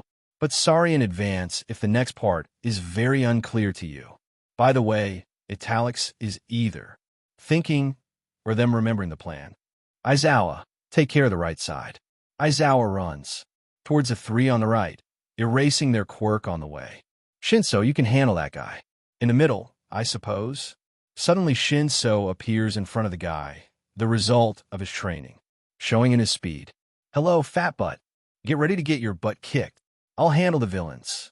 On the left, Izuku copies Aizawa's erasure for a moment, and gets ready to fight after canceling the quirks of both the men, since he can't cancel any mutant quirk. Sukachi, I want you to guard Hatsum-san, just in case she is their target. The head detective grabs hold of his gun and takes stance in front of the only woman among them. I'll make sure no one's getting past me. Hatsum-san, I know from you, daughter, that you have experience with quick interrogation. Please try to get information from the villains we knock out. Hatsum recalls Izuku's words, mumbling a soft, "Will do." This all happens in an instant, and then the attacking party, as on cue, all strike on the exact same time. Shinsu's opponent answers him, and after he is within Shinsu's control, Shinso orders him to simply knock himself out. Aizawa captures the water quirk guy, knocking him out so that he can't transform himself while the pro isn't, erasing his quirk, and then engages in a fight with the twins, who have good teamwork based hand-to-hand combat. Izuku, not having to worry about 2 of their quirks, jumps on top of the man who shoots bullets, knocking him out and pushing him down in the process of running towards the snake woman. She glides out his range, so he changes plans and goes for the other raven while making a clone with the quirk twice, thus keeping both the villains busy. Shinso, since you can basically let your opponent defeat himself, make sure to help Eraser. When you're done, he'll have to fight 2-on-1, while I could just clone myself. I'll take the brown-haired twin. You focus on the other one. Aizawa nods at Shinsu's shout and makes place for him. Not even a second later, Shinso is battling the other one, trying to get him to talk. At the same time, he isn't responding to me. He is either not that chatty, or he figured out my quirk. Considering that he would tell his sister if he did, I think he just doesn't like to talk. I'll try. His sister, then. Shinso is shaken out of his thinking when his opponent tries to sweep his feet from the floor. He grins. Not happening, mate. When he doesn't get any response on this sentence either, he turns to look at the twin sister Aizawa is fighting. She is hissing at the hero through her teeth while also glaring daggers at him. I suppose it's worth a try. He puts on a cheeky smile and says to her, "Hey, is your brother always so talkative?" She turns to look at him for a moment and then continues to fight Eraserhead. "Shut up." Shinso grins at the response, activating his quirk on her.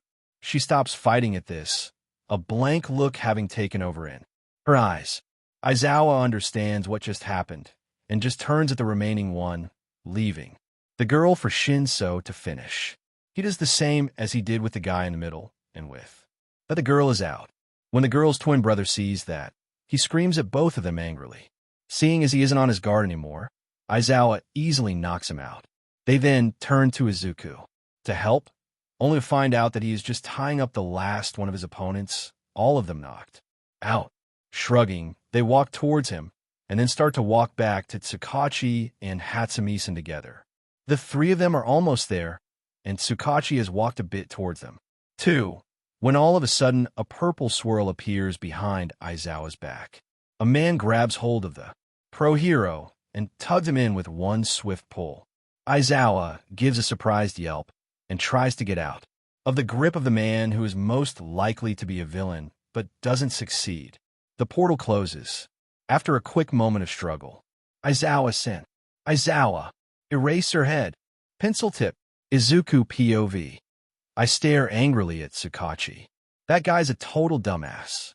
Standing there all serious, like he has some kind of plan, and then announcing that we have to continue Shinsu's interrogation. Doesn't he understand that we have to get Pencil Tip back? Meanwhile, Tsukachi just walks to Shinso and Hatsumi-san, saying something to them, which they nod at. I bet he just explained his plan to them, and they agreed. I'm just about to walk out and go search for the pro myself, when Tsukachi approaches me, telling me that we can continue.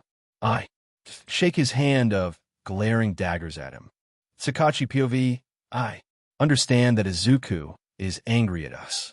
He seems to care a lot about others, and that is now showing, after years of being suppressed, as a very strong emotion.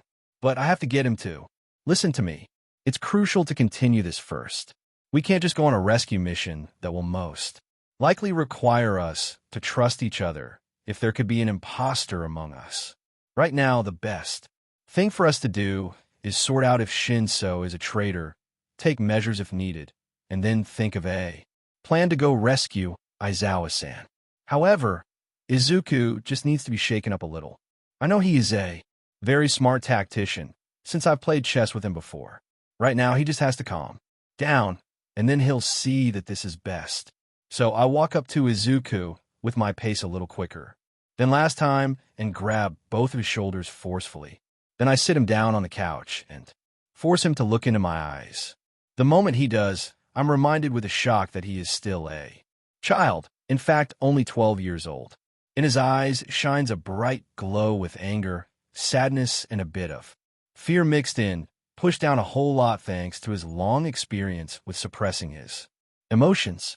I realize that he could have just transformed into something smaller and gotten away any moment, and noting that he didn't do that yet, I come to the conclusion that he is willing to at least listen to what I have to say. But he probably won't wait long, so I hurry. Look, I get that. You want to go and rescue Aizawa-san. We all do, but first you have to calm down. It won't do anyone good if you go OU on your own without a good and solid plan. Besides, I don't think that you can pull it OU on your own. Even with how good you are, you can't take on a whole organization on your own. But just please calm down first, all right? Izuku, who seems to have calmed down a bit on his own already, takes a few deep breaths with closed eyes, and when fully calmed down, opens his eyes again. I smile, happy to see him like this again. I stand up and take the lead. All right, so I suggest that we first continue interrogating Shinso. Shinso, if you turn out to be innocent, we can continue with forming a plan. If you're a traitor, we'll have to keep you under supervision and go on without you. I think you could do that alone, then I will contact the cops and ask help by Nizu. Aizawa-san was one of his favorite students, and he can help us out a great deal with his intelligence. Sound like a decent plan? Everyone nods, although I notice that Izuku does a little reluctant. But right after that, he walks up to Shinso and Miss Hatsum, taking the lead of things over there. Seeing as things go smoothly, I turn around and rush through the door to phone UA. I walk through the corridor and almost bump into Sansa.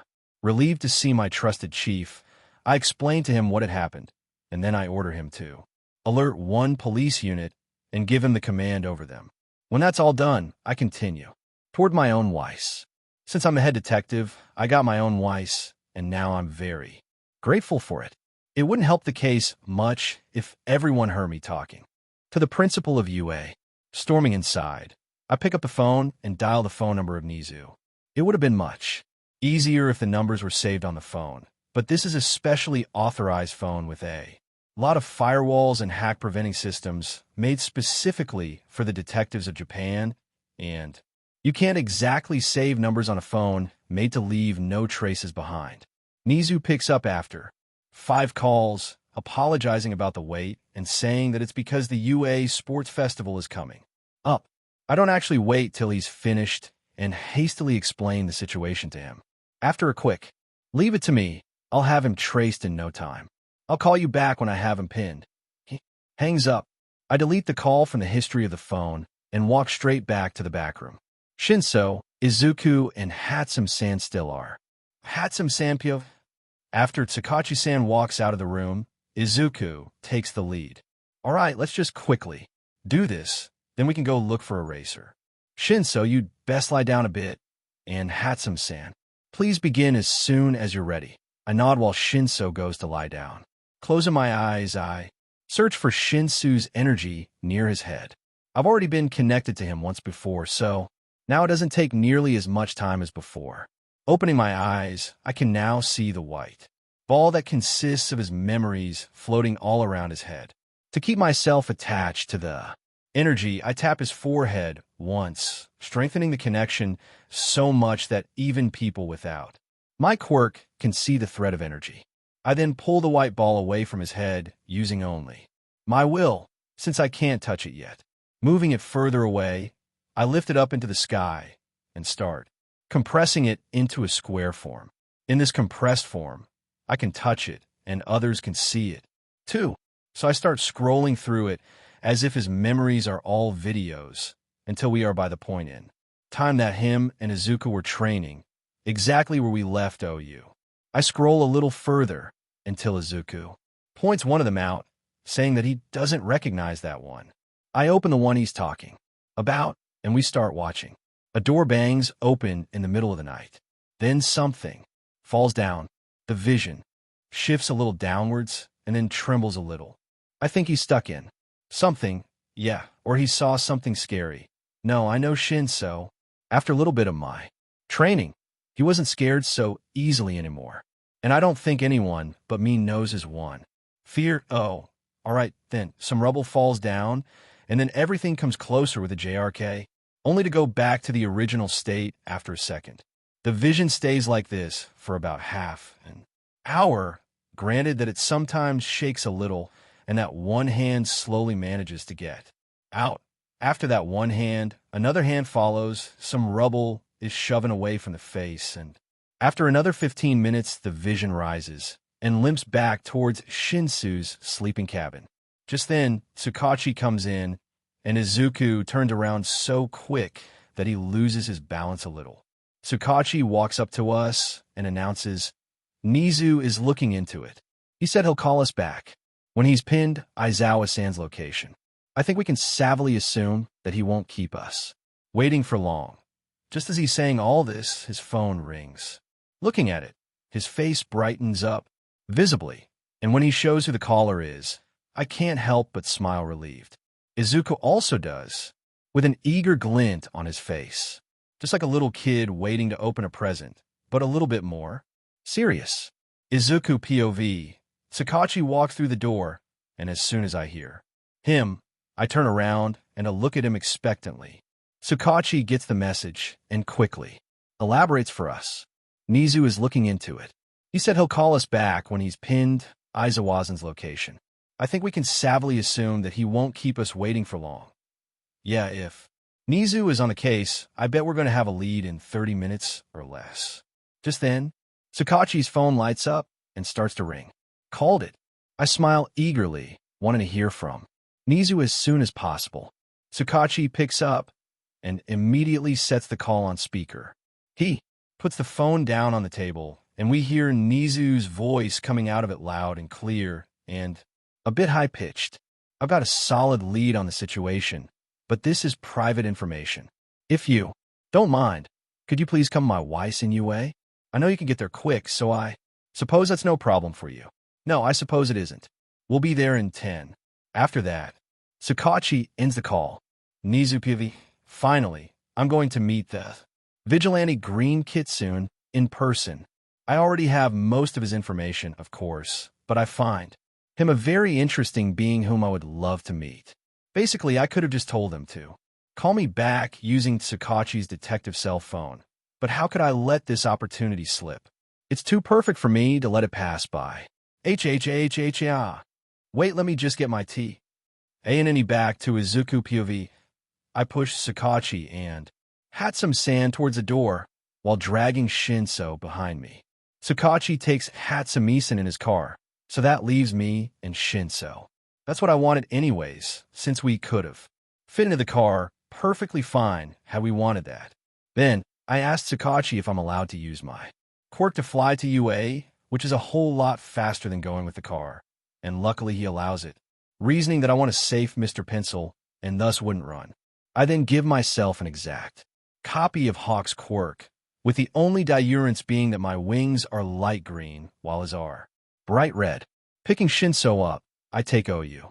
It takes me a moment to stabilize, since I'm not as compatible with mutant quirks as with quirks which you can't see.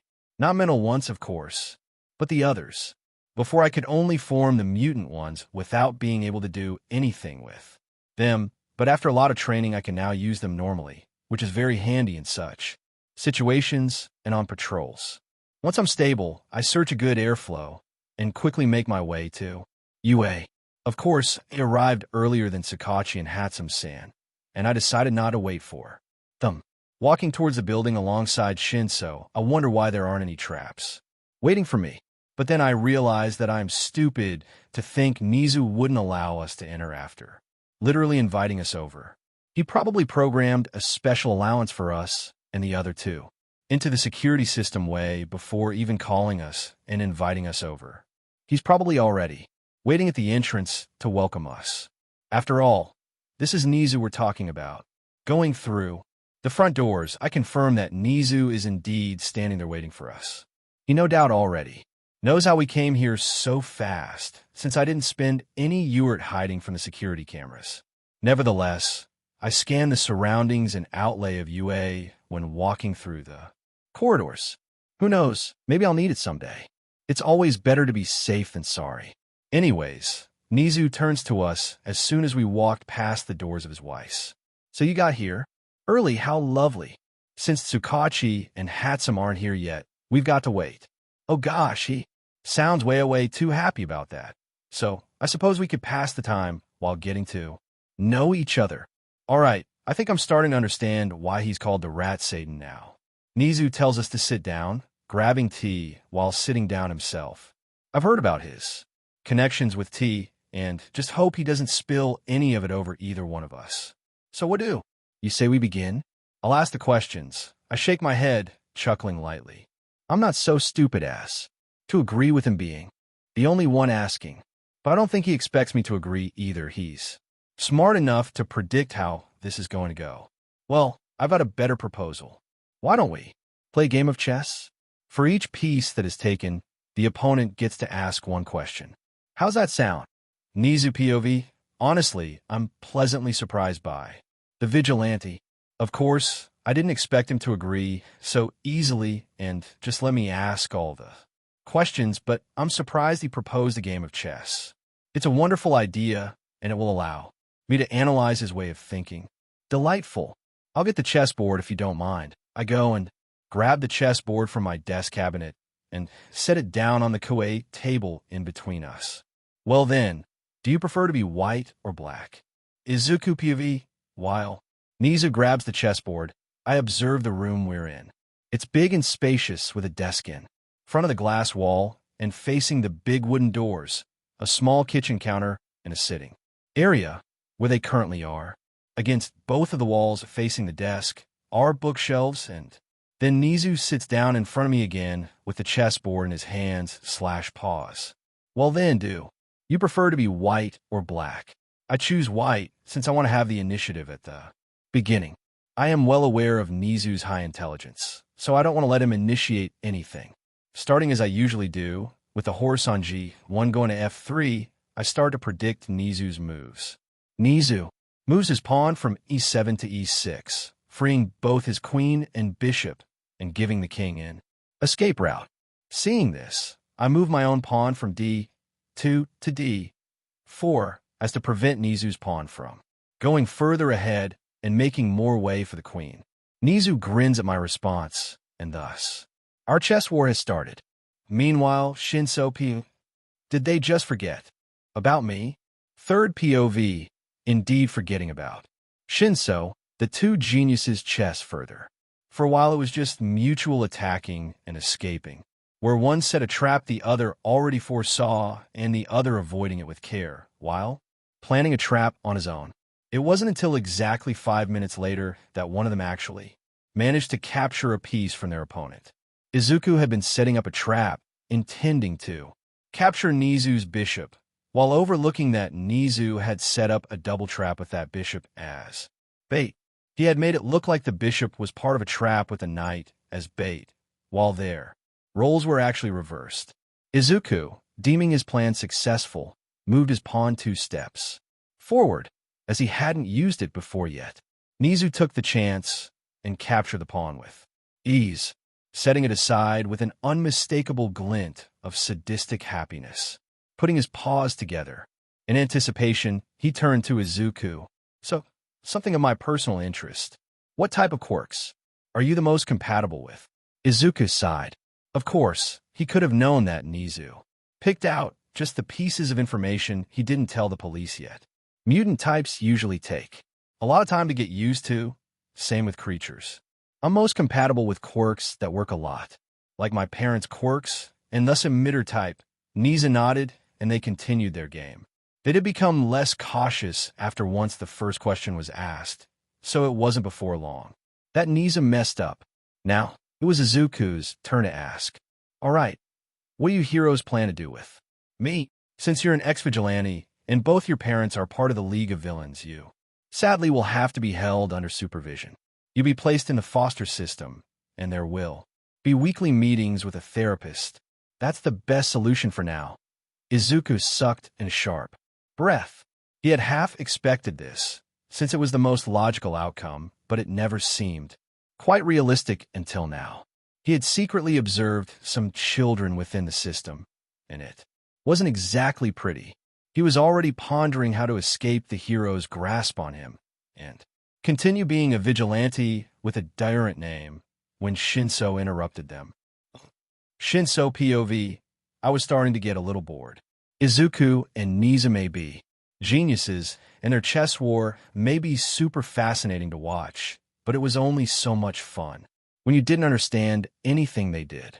Nizu's first question had managed to pipe his interest a little bit. Why ask such things when you could just search it up? But Izuku didn't look surprised at all, more like he had anticipated it. So this information was most likely unknown to anyone besides him and Izuku. But Nizu's answer on the second question definitely got his full attention. If Izuku has to go in the foster system, who's to say I won't have to? Can't Izu just be held under UA supervision? And what will happen to me then? There's no way that I'm going into foster care. Nizu doesn't look phased at all, but simply put his paws together before answering. We can't do that. There are more vigilantes out there than just the two of you, and there's no doubt the media will label it as favoritism should we decide on it. There's also very little chance of it being accepted within the Hero Commission. Of course, there's always the vigilante/villain rehabilitation program, but you guys are legally too young to participate. The only way for you to avoid being put into the foster system is for you to be adopted by a pro. Beforehand, he looked me in the eyes, and to answer your second question, naturally you will be getting the same treatment as Izuku here. The only difference is that you, of course, won't be held under the same type of supervision as him, but I take it you figured that much out on your own already. The way Nizu had phrased it doesn't sit all that well with me, but I suppose doesn't mean anything. They're just word choices, nothing more. Well, back to watching them. Chess again, I guess. I hope Sakachi and Hatsum-san arrive soon. Izuku POV. The way Nizu phrased his last sentence didn't sit well with me at all. I know how smart of a being he is, and how level-headed his overall behavior is. He wouldn't say something like that on accident. He's warning us for something. He mentioned types of supervision, which got me thinking.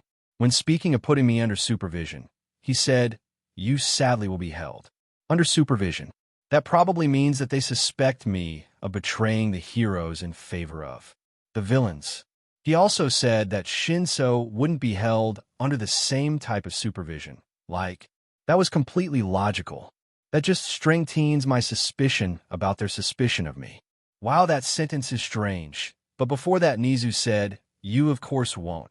But before all of this shiz happening, we were interrogating Shinso because we suspected him. So does this mean he knows something we don't? Of course, he's Nizu, so he'll always know something I don't. But if he knows about this in particular, why didn't he tell me? If it concerns Shinso, I have all the right to know, especially since I would be the one elected by it. Oh wait, it's my turn to move a piece. Nizu set up a trap before my knight, but I won't get into trouble there unless I actually move something. I'll just move my bishop 2 to the right to f4. Now what is it that Nizu could possibly be the only one to know about Shinso? Or what, does he have someone spying for him somewhere? It could be possible, but said person has to be very good. Shinso, situational awareness is as good as mine, maybe even better. Thank you for joining us on this journey through What If Deku Becomes Green Kitsune. We hope you found it as captivating as we did. A big thank you to Silva321 for creating such an engaging story. Don't forget to visit their profile on Wattpad for more fantastic works. The link is in the description below. If you enjoyed this video, please give it a thumbs up, share it with your friends, and subscribe to Zenin Fanfics for more intriguing explorations into fanfiction and fantasy. Your support helps us create more content like this, and we love hearing your thoughts and suggestions in the comments section. See you soon in the next video.